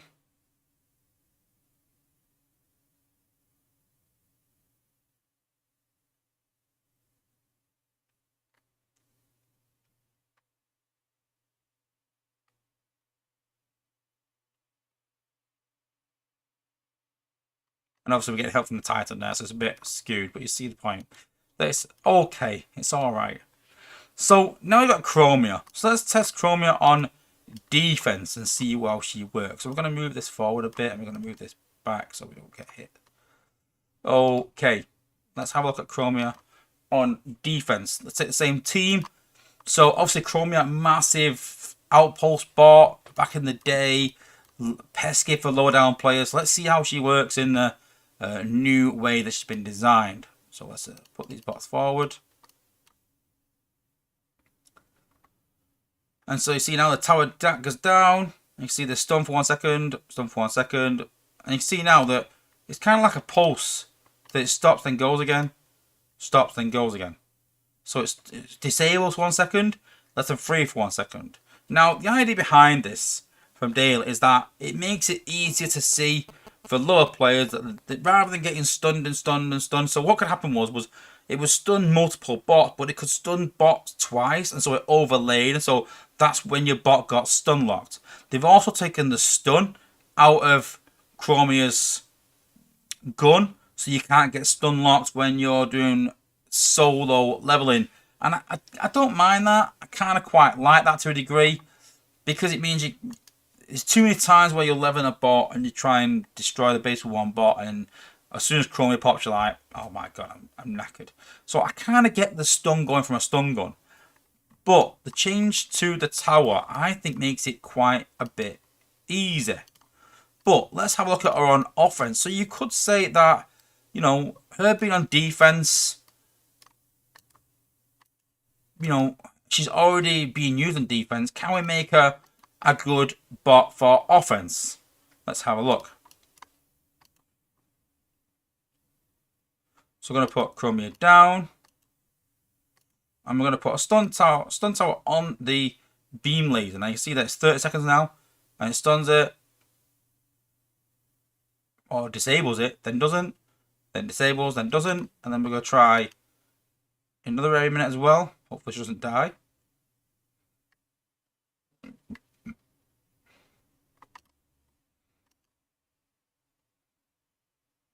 So let's just stun these, disable these. Sorry, I keep saying stun, but it's disable. You can see there, she disables them. This doesn't, and disables, and doesn't. Disables, and doesn't. Disables, and doesn't. But you can see there, the tower's taking damage. But the good thing I like about this tower is that once it is destroyed, is that it takes all this sort of gas damage in an area. I'll try and show that again.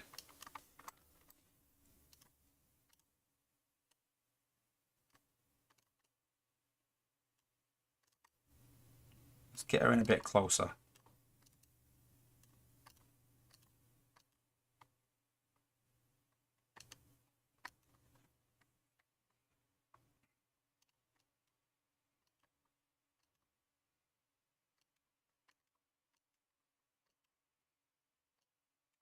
Get her in range. Let's put this down now. See there, disable works.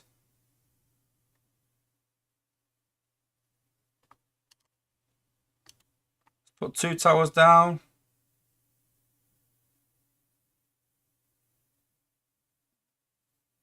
And you see that glass gas in an area now. It means taking more damage. So keeping that in mind, I feel like Chromia was a pesky outpost bot. And they've kind of made it less effective on defense. And I kind of understand that she frustrates a lot of lower level players. But we're talking about a 5-star bot. We're not talking about... Yes, alright, we are talking about a 4-star bot, granted. But we're talking about new content in a way that's been sort of buffed. I understand that it might frustrate lower players, but like other playtesters have said, that there are ways to counter it, and that's when you go and learn your trade and go and learn how to counter Chromia, how to destroy the tower, how to have anti-stun in your team, or anti-disable even, if that's even a thing anymore. But you sort of go out and learn ways. So I agree with the stun lock gun. I agree with that. It's so frustrating. But there has to be a way where we can make it so it doesn't stun lock, but it's less or more effective what it is, but less effective what it was. And for me, that is for every 3 seconds that it disables for 2 seconds, or every 3, Give that second window. That 1 second window, I'm all for that. But it needs to be a 1 second window with a longer disable, because right now, that disable for 1 second is nothing. It just stops your bots in its tracks and they carry on again. And it's too easy to keep using the ability to get out of it. So for me, it either needs to be 3 seconds, and then for 1 second they come out. So it disables for 2 seconds, and for 1 second they have a window. Or it needs to be 4 seconds, disables for 3, and then it gets a 1 second window. It needs that 1 second window, but more of a disable. Now, I think that they're trying to make it so it's more effective on offense. But while the tower only has 27,000 health, it is not going to be effective. And they can't give it a stupid amount of health either, because it does need to destroy, I suppose, to give it that glass gas effect. Now, it does show glass gas, which is 40%, but it's actually just saying 25. I would personally give it the 40 as well. Give it that 40. She definitely needs something, because she wasn't effective on offense before this. And even with 100% health and 100% damage, it's still not even close. The glass gas is a nice addition, but it's not close. Not even near to being really effective on offense. So I think we're running out of time. We were back and forth about Chromia, and Dale said that, oh, I think the playtesters are happy. I can't see that. I really don't. I still see playtesters saying like, we need more for more Chromia, we need more for Chromia, we need more for Chromia. She's the big focal point for everyone saying like, we need to make her more relevant. And I'm not sure we've got the time to do that. She's not quite there yet. And so going back through the batch. Oops. When we've got Lightspeed, who's pretty decent, but I wouldn't say one of the top outpost bots and not that good on attack. When we've got Chromia, who's was a good outpost bot, or well, pretty good, not amazing, who's now less effective on defense, was really poor in offense, and now is average on offense. She's now an average bot. When you've got Tasmanian Kid, who was awful before, has had a slight buff, and now is alright. You've got Metal Hawk that was massively OP and has been reduced because he was doing more than what he was. And you had Cosmos, who was pretty average, who's had an elf increase. So you've got an average bot, an average bot, an average bot, an average bot, and guess what? Another average bot. And so there's nothing in this batch for me that stands out as like a wow, come and get this bot. It is amazing. And with 1 week left, I'm not convinced they have the time to make them changes, get it in playtest, get feedback, and get it ready for next week, sadly. So they've had loads of time to do it, but I just feel like, again, they're being quite restricted behind the scenes, not pushing the limits of these bots. And although playtesters have to give them credit, been pushing for more and more and more, I think all the focus has gone on Chromia, sadly, rather than the other bots, where it should have been all across the board. And because we've been fighting for Chromia so much and not got that what we wanted, sadly we're left with a very average batch. Let me know in the comments if you've seen something that I've not seen. Is there a bot in there where you're like, listen, this bot is actually amazing, was there? You just need to use him in this way. Have I missed something? Let me know in the comments, guys. Let's have a look.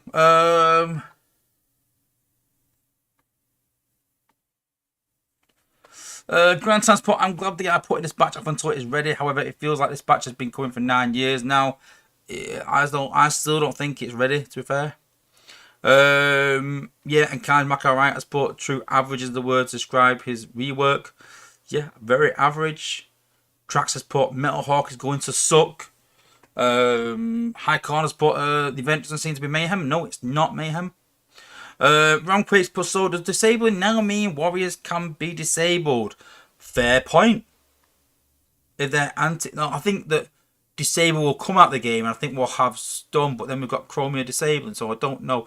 It's a very good point. I imagine that warriors will probably go, they have a disable immunity. I imagine. It's a good point though. I'll pass on to Dale. It's a very good point. Berserk's put, you make great points on Lightspeed. Iron Bison would love to see that in PT. I wouldn't go in PT if you pay me. I've said that multiple times. Yeah.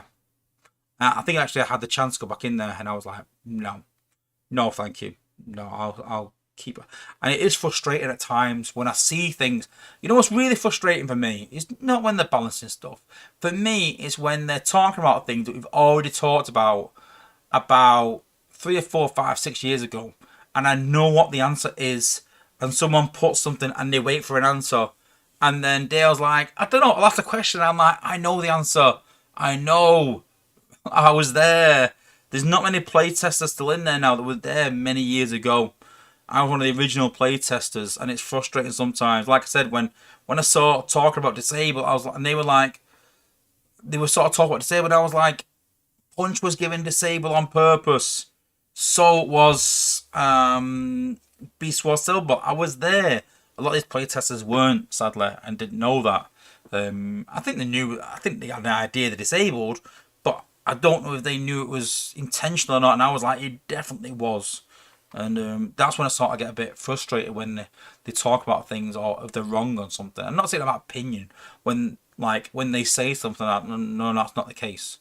That's not true. Or when I find a bug of some kind, I'm like, oh, there's a bug here, and I can't put it in playtest for others to see.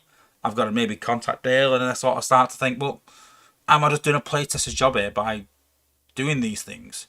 And I'm like, I didn't sign up for this. I didn't want to be a playtester, but I don't want this bug to get in the game, and then we have cries of nerf maybe, or cries that it's not working as it should. So I'm in a predicament there where I'm like, I don't want to do the playtester's job, but I found something wrong and I need to tell Dale. But I don't really want to tell Dale, but then I don't want to let the players down. So what do I sort of do? I go and tell Dale, then I get frustrated that I'm doing these things, and then I don't see it in playtest. I'm like, why are they not doing it? And I start to get back up and get a bit frustrated.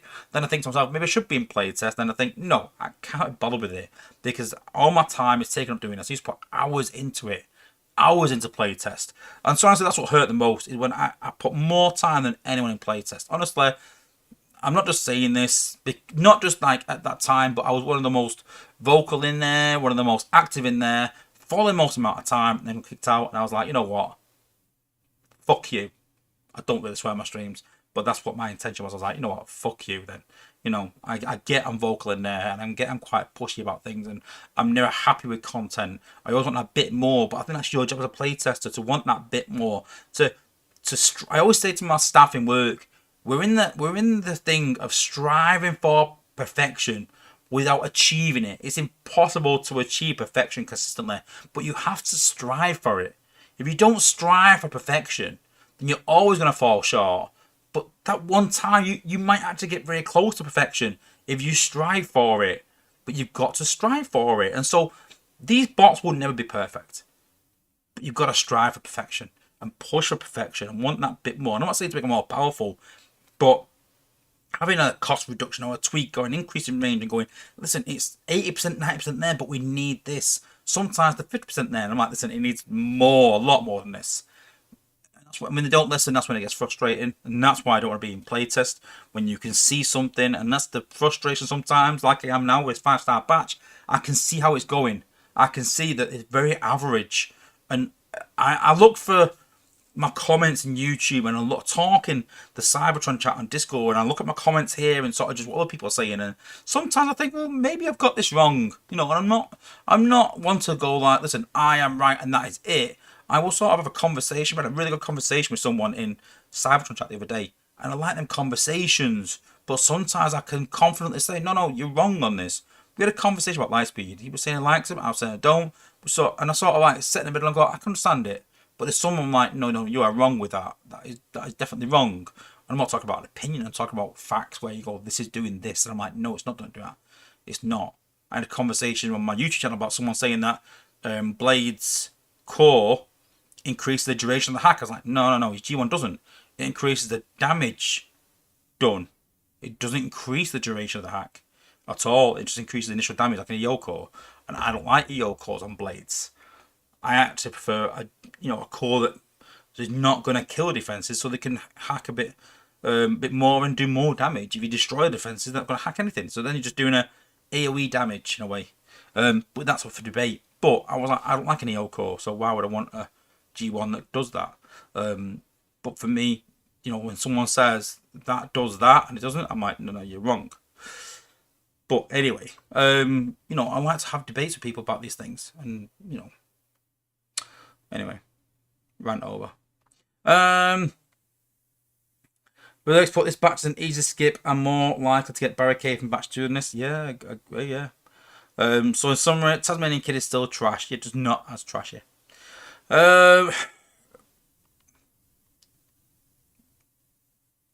Round Quakes put Chromia finally gets 5-star and completely nerfed, gets worse, not better. I wouldn't say she's worse, I just wouldn't say she's better either. Yeah, and then Jason Rowley's put, well, looks like I'm going for Grimlock next over anyone in this batch, sadly, yeah. Blade Ed's put, I hate the thoughts I have to go into this batch because of a combiner pieces for the only reason I will ever touch this batch. I did the same for Slug. Grandson's put, you're missing it, was it? Oh, these bots are amazing. In Zone 10.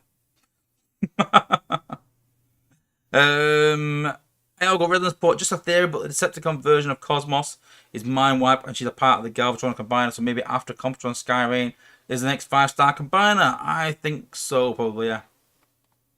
Grandstan's put, just go back to playtest, was a we can tell you want to. Grandstand, whoa, F-bomb. That's what Phil's put, your F-bomb just stopped me dead in my tracks. I know, I don't swear often. Can't just go right mute the stream. Getting spicy. Let's just stop what I was doing and jaw fell to the floor. Sorry guys, if you've got kids watching a stream and you've got it on the TV, I am really sorry. I'm sorry. I get passionate about playtest. Honestly, it riles my back up. I just wish there was more playtesters like me in there that sort of really push in a way. But sadly, I think a lot of them saw me got kicked out for, or maybe I shouldn't be pushing. But you can't be scared of that. I'm in a predicament where I don't want to really badmouth playtest because they are doing a job for the community. I just get frustrated sometimes that they accept things. Like, it's nothing worse for me than people going, yeah, we need more of this, we need more of that, we need more of that. And then the apes go, well, sadly, we're not doing that. We're leaving it, and everyone goes, all right, thumbs up. And I'm like, no, don't do thumbs up. Go and say, no, what are you doing? Look at our feedback. We've given you feedback. It needs more. Don't just go thumbs up and give up, guys. Don't do that. Be a wazzer and go, no, we're not having this. It's not right. You're not listening. It needs more. You need to listen more. You haven't got a clue what you're doing. No, don't say that. But you get what I'm getting at. Johnny Butler's put F-bombs. That's mental. That's what Phil's put. Don't apologise. I love it. Okay. Berserk, but I think it needs something new on Explode. I don't mind the Explode glass gas. I don't mind that. It's the disable. I keep saying stun. Disable that's annoying me. I was for the knockback, but it should have been huge and hack on a building. This is basically on an offense recommendation. I wouldn't give it hack because it already does disable, and giving it hack makes no sense. It's around disable, so I'm not. I wouldn't mind another bot doing hack. I'm all for that, but I don't think it sort of suits Chromie when she's focused around disabling. Having given it disable and hack for me just makes no sense. Make the tower hack or keep it disable and that's it. Either way. But yeah, Berserk's put they don't directly respond to some things. It's true. They don't respond to a lot of things. And again, the other day, Fabian sort of said, have the chat we all have. Then I'll put a survey out, and I was like, I don't even think you really listen to the chat. Although it did make some good changes to the new combat, which I'll talk about in a minute. Kudos for that, and I'm hoping we've turned a corner now. I've always said that Fabian's a bit too cautious. I remember back when we're just having a chat now, but I remember back when I was in playtest and Fabian left, and I was quite relieved and quite happy in a way. And then we had some new people come in, and obviously they left, and then Fabian come back. I was quite happy when Fabian come back. I was like, why am I happy that Fabian's come back? But I was happy when he left as well. And then when the last bot came out, last endurance bot, I realised what it was. Fabian is very good at getting content out. Very quick, very efficient, almost pretty much bug free most of the time. And I appreciate him for that. And he knows the program behind the game. What he doesn't know it's balance within the game. For me, personally, the way I see it anyway, is that he doesn't know the heights of the game and what bots do what. And so when he brings a bot out that does something, I'm like, we've already got a bot that does more than this in the game. But he's quite stubborn and goes, no, no, no, no, this is what we're doing. I'm like, why would people go for this when we've got that? And I got so frustrated by that, constantly having bots like that coming out. And I'm like, this is no good. This is not as good as content we've already got out. Occasionally he would hit them heights, but only occasionally. And that's the frustration. Whereas I feel like when we had other people, they would push boundaries, maybe too far, but then their content was really buggy. And so I'm like, I would rather have Fabian creating the content, but this person actually balancing it. Let Fabian create it and then go, right, you balance it now, and go away and they balance it and get the feedback as such. But sadly we can't.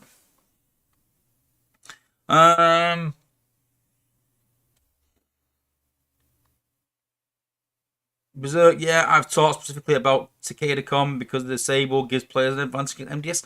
100%, 100%. It's such a shame if they do that. And if they give all bots disable, oh my god, it's going to be a mess. Algorithms, but I don't know all these new bots. They are just abusing glass gas at this point. Yeah, it's a fair point.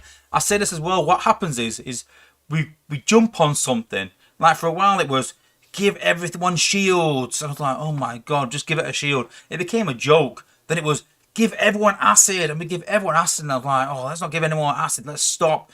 And now we're like, give everyone glass gas, and you're like, no, acid, glass gas, shield, disable. Acid, glass gas, fire, and just mix it up a bit. Why do I gotta go like, we've got to nail glass gas now for the next 6 months maybe, and then we'll decide that we're not going to do glass gas anymore because we've actually nailed it to death, and we'll find a new mechanic and then smash that for 6 months. And you're like, no, no, that's not how you do it. And I don't understand why I'm saying that. Why are they not realising that? It baffles me.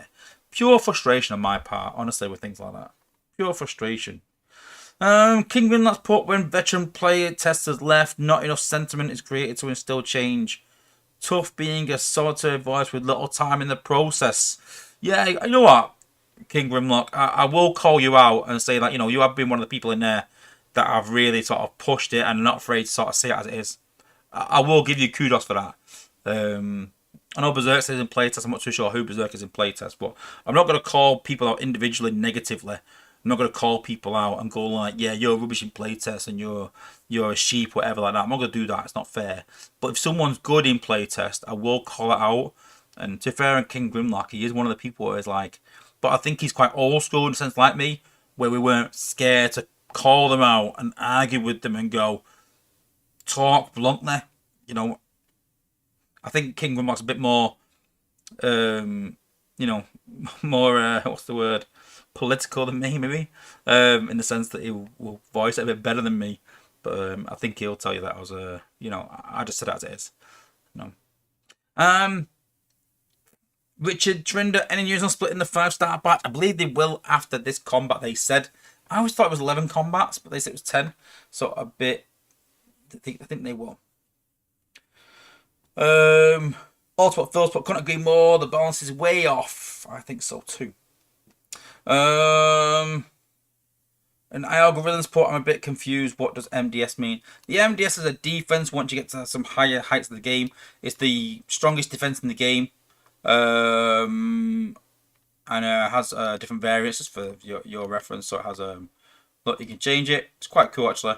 So it has a plasma cannon that shoots at range. It has a laser gun that can go through 3 or 4 or 5 targets. And the minigun basically shoots glass gas on your team, does damage as well. So, yeah, very, very cool. With a new attachment coming for HQ19, I think. Yeah. And lastly, let's talk about the new combat. So, we can't show the new combat in stream yet. We've sort of been sworn to secrecy. But what I can do is I can talk about it and tell you sort of what it's going to do. So, I've always been highly critical of Space Ape, saying that you're not innovative enough. You need to think outside the box and come up with some things that are quite new. And I feel like the last bot was not innovative. It was just rockets with a bit of glass gas. Again, we talk about just nailing glass gas. So for me, it was very meh. There was nothing new to it. But for this new combat, I feel like they're trying to think of some new mechanics and something a bit different. So I'm going to start off with a statement, and straight away you're going to think, well, that's nothing new. So the new combat is a lot like Flak. And people are going, well, you just said it's innovative, was it? What you want about? So Flak shoots 5 grenades. This new one shoots 3 grenades. The 3 grenades will do the same damage, about 190% of the bot's DPS. So double the DPS what the bot does. Each rocket will do, I think it's 6% of the bot's DPS, so that's 5%. So it works about 195%, whereas Flak does about 39%, which works out the same. Just as powerful as Flak, but 3 grenades instead of 5. So that's alright, it's not bad. But what's new about this is that the combat throws out a hack. Now, I would liken this hack to Cosmos in a way. It throws out like a hack grenade, but the hack grenade is going to target a defense. Now, I don't want to say what defense this is yet. It's not the MDS, before you ask. It can't be hacked. Sorry, guys. I don't want to say because it might change. There are some things subject to change. But it throws this grenade out and hacks a defense. And now people will suggest, yeah, but what about the anti-hack cores? That obviously stops that, makes it useless. No, it's actually when the anti-hack core is around, it's going to target something else instead. Bit ominous, but let's just leave it at that. Now, the hack grenade can go pretty much half to 3/4 the length of the map, but it will target a specific defense. And so all of a sudden, I always say that I don't mind looking at old content and making it better and giving it a really good advantage. And I don't think the combat is quite there yet. I don't think it's ready. I still think there's changes to be made. But I like the fact that it's being a bit innovative. It is like Flak. I don't mind that. But it's adding something different. It's adding an element to it. You know, if it just was Flak and did 210%, I'd be like, for the sake of 15%, don't chase this content, guys. There's no point. But I do like this sort of hack element to it. Something a bit different. We've not had a combat that sort of throws this grenade, I would say. It's not even a grenade because it goes so far, like half the length of the map. If this certain defense is sort of backloaded, it will almost go straight to the back of the map within reason. There's still a lot of testing to be done. There's still a lot of balance to be done. But as soon as this combat came out, I messaged Dale, because I'm not in playtest, but I did want to give Fabian some kudos. And I sort of said, you know what? We just tell Fabian, well done. Thinking outside the box a bit. And I think this combat has a lot of potential. And I still stand by that right now. I think this combat has some real potential. I think it could be really good. And it's not often that I say that. Because I always say that this content is rushed and not balanced. And I almost feel like it's like 80% there. And I think that the way the playtesters are pushing it, I think is in the right direction. I think it is almost there. We've got the time to do it. And I almost wish if Fabian just listens to the playtesters and almost gives them what they want, I think this combat will be amazing. Not stupidly OP. I honestly think it'd be amazing. I really do. And I'm happy with what the playtesters are suggesting. I totally agree with them. I'll be saying the same if I was in there. And the bot looks polished. It looks really good. Just a couple of tweaks. So more next week. We'll literally showcase the bot next week. We'll see a bit more of a finished product. As I think there will be some changes made to it, hopefully. I just hope that Fabian's susceptible to some changes. Because if he does, I think we'll have some real good content. And I'll be really pleased to come on the channel next week and go, listen guys, he has actually nailed this. And I'm looking forward to this year. I'm looking forward to the change direction. Some good bug-free content that's going to be really good for the game. And we're willing to chase it and spend money on it. And keep the game going forwards, chasing good content. Time will tell. Let me know in the comments, are you interested in a Flak sort of hacking hybrid combat. Are you ready for this? Let me know in the comments, guys.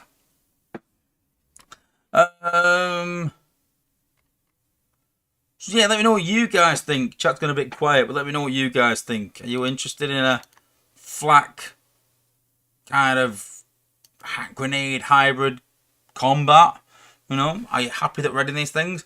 The only thing I hope is, I hope we don't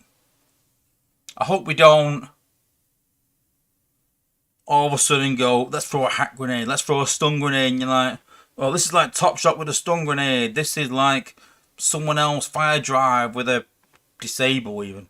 I just hope that we don't have that now. Let's, again, we just talked about Glass Gas getting absolutely nailed. Let's not nail these grenades.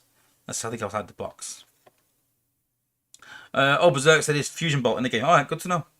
Grindtime said it sounds interesting to me. Yeah, I'm interested in it. I'm interested. Berserk's put Dale deleted a whole exchange with me. Yeah, was that the argument though? I did see that today. I was a bit like, Lost Prize, but I'm surprised they are 3 weeks ahead. Me too. But kudos again. Kudos. Krotos put sounds cool. King Grimlock's put new combat is fun. Almost there. That's exactly my sentiment. Exactly my sentiment. It's almost there.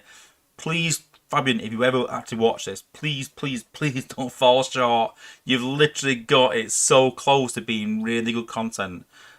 Please don't be stingy. That's the word I'm going to use. Please don't be too cautious. I think it could be amazing.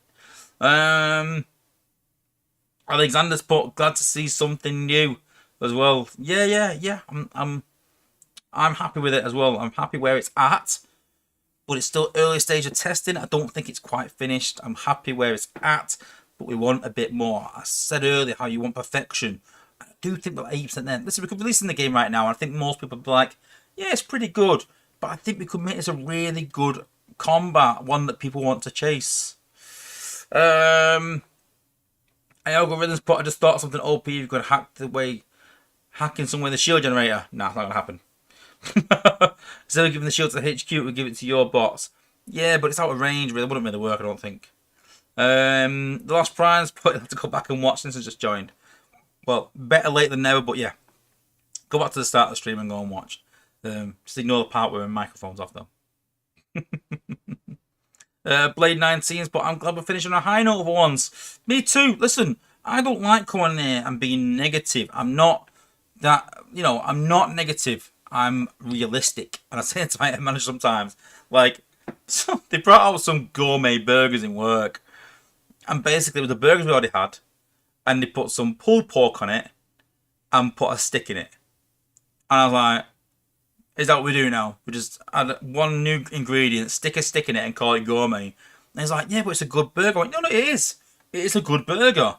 But I wouldn't call it gourmet with a stick and a bit of pulled pork. And he was laughing at me going like, oh, you're negative. I went, no, I'm not being negative. I'm being realistic. If we're going to call it gourmet, let's make it a bit different. We used to have these bigger burgers. Like, let's put a bigger burger on it. And let's add the pulled pork. And let's add like some new ingredients to it. Do something. Make the chips, like add some different chips to the gourmet ones. Skin on fries maybe or something, or triple fried chips. Something different to make it stand out and be gourmet. So as much as you can for Wetherspoons. But if you want to make it gourmet, go make it special. Don't just stick a stick in it. And there's a point with this game as well. Let's not go, oh, this is new content and this old content hardly any different or not as good as it. Well, what's the point in that? Let's make it good. Same thing.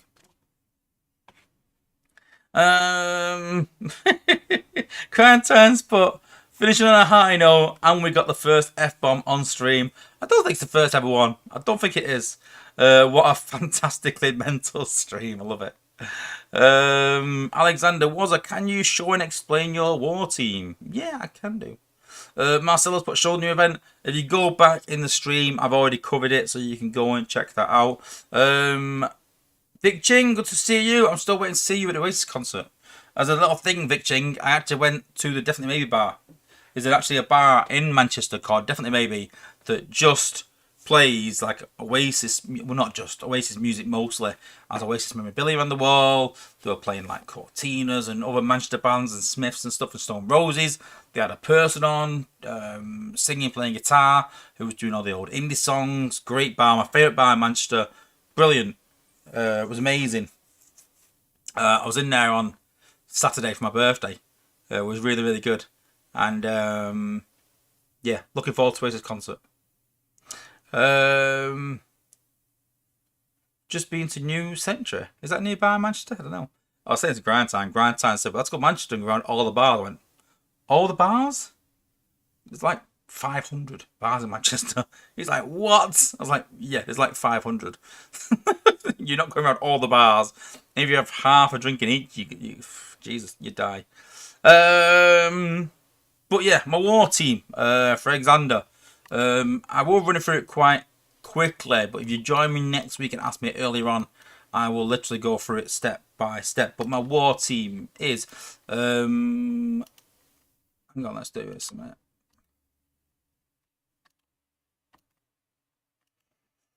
It is Slug, and then Pipes, and then Optimal Optimus, and then it is, where is he? And then it is Leo Prime, and it is Beachcomber, and it is, where is he? Blue Streak, and it is Wheeljack, and it is Minerva. So important things to note is having Quintus in there on Pirates, but Quintus in there is really important. Having anti-hack on your rushing tanks for me is really important as well. Leo Prime, Optimal, Optimus, and Blue Streak are there to do the majority of the damage. For the cluster, I generally use Blue Streak once or twice, followed by Leo Prime, maybe Optimal Optimus, and then try and take out the build bots, maybe with Blue Streak as well. If not, then with Ruination, 5-star Ruination as well. The hard bit is taking out Beachcomber. I've still not really found a solution for him that's foolproof. I've found a new method which I'll probably cover next week.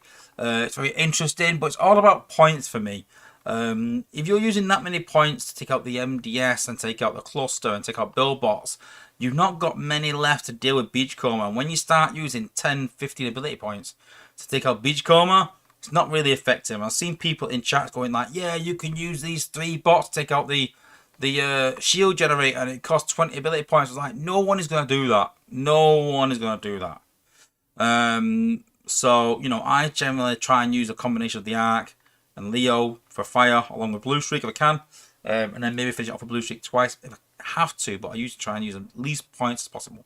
If you could take the MDS out and the shield gem for less than 15 ability points, then you've done really, really well. There are some methods.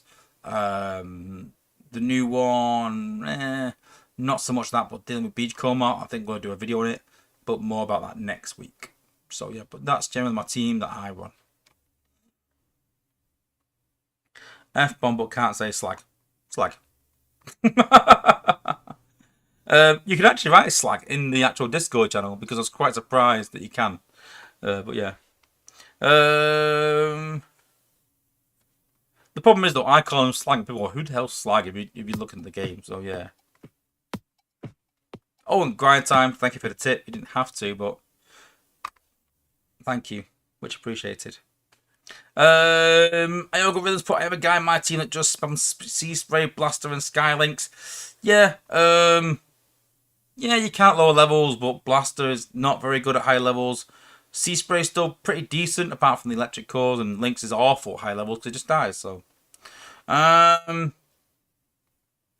Krotos, but I usually use Leo, Pipes, or Smoke It, and Titan ability point for overkill. Yeah, similar. Yeah, Leo, Blue Streak, Titan for me. And yeah, it is a bit overkill. Depends on fire cores and acid cores and everything else. And Grant says tip for my birthday. Well, thank you. Thank you. And Volcanico69, good to see you as well. You come right at the end.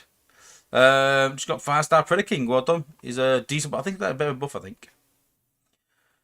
Vic Cheapfoot, do you have a second war team then? Well, my second war team, to be honest with you, is. Oops, let's do that on it. Is actually this. Be surprised actually. My second war team that I sometimes use is I have a specific bot I use for this. It doesn't have to be this bot, but I use him anyway. Where's 4-star Leo? I actually use 4-star Leo, but it can be any bot. Low level bot, blue streak. And then I use Combiner and Titan. And then plain and simply just backdoor it. That's my other war team as well. If I can find Springer. So yeah, that's generally my other war team that I use a backdoor of some things. But I sometimes try and rush. To answer, that's why I'm a bit of a lower level than top. Because I can try things, it doesn't work. I'm like, well, it doesn't matter. And I can, I don't have to really plan to the nth and don't get frustrated when I lose. If I lose, I'm like, it doesn't really matter. And if I don't want to take part in the war because we're already winning, I don't need to. So it's very much relaxed and I can just enjoy the game and sort of play casually. But I know that I could probably play at a better level if I wanted to tomorrow. And I probably will when there's new content out, the new war mechanic, or HU19 maybe. I maybe move up again. But until then, while the game is sort of the way it is for me, quite stale. Well, I did a video on all the resources that I've got. People are like, why are you saving that? I'm like, because I don't need anything. Because I can literally go and play the game at a decent level right now and have everything that I possibly need. And people look at the G1s that I've got and go like, how have you got all them G1s? This is even a test account, but I'm going to show you. But I've got so many G1s. I've got pretty much every G1 I ever want. I'm like, just collect them,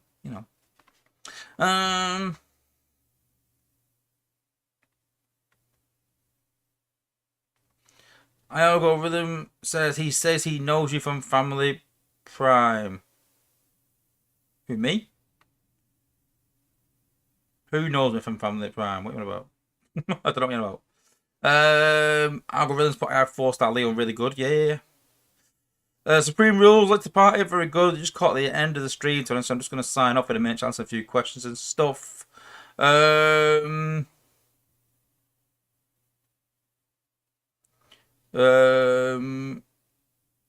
the guy that has Blaster and Seaspray and Skylinks doesn't know me from Prime. So I've never been in Prime and I've never been Scorched. I have been in the Horde family. I have been in the TF family. And I've also been in the family that joined with TF and made the alliance it is now. And I cannot remember the name. So I've only ever been in 3 families in the game. That's it. I've never been in Prime, sadly. I've got some friends in Prime, some cool guys. But yeah. His name is Willie or something like that. I might have talked to the guy. I talked to plenty of people and I might have played with him back in the day, but not in Prime. I might know him from Discord. I don't know. I might have talked to him on YouTube. I talked to a lot of people. I couldn't really say. But yeah, someone said hi at the very least.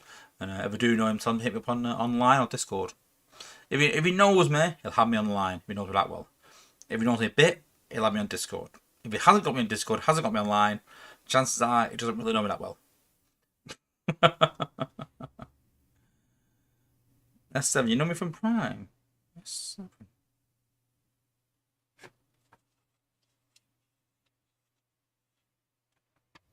S7, what's your name in Prime though?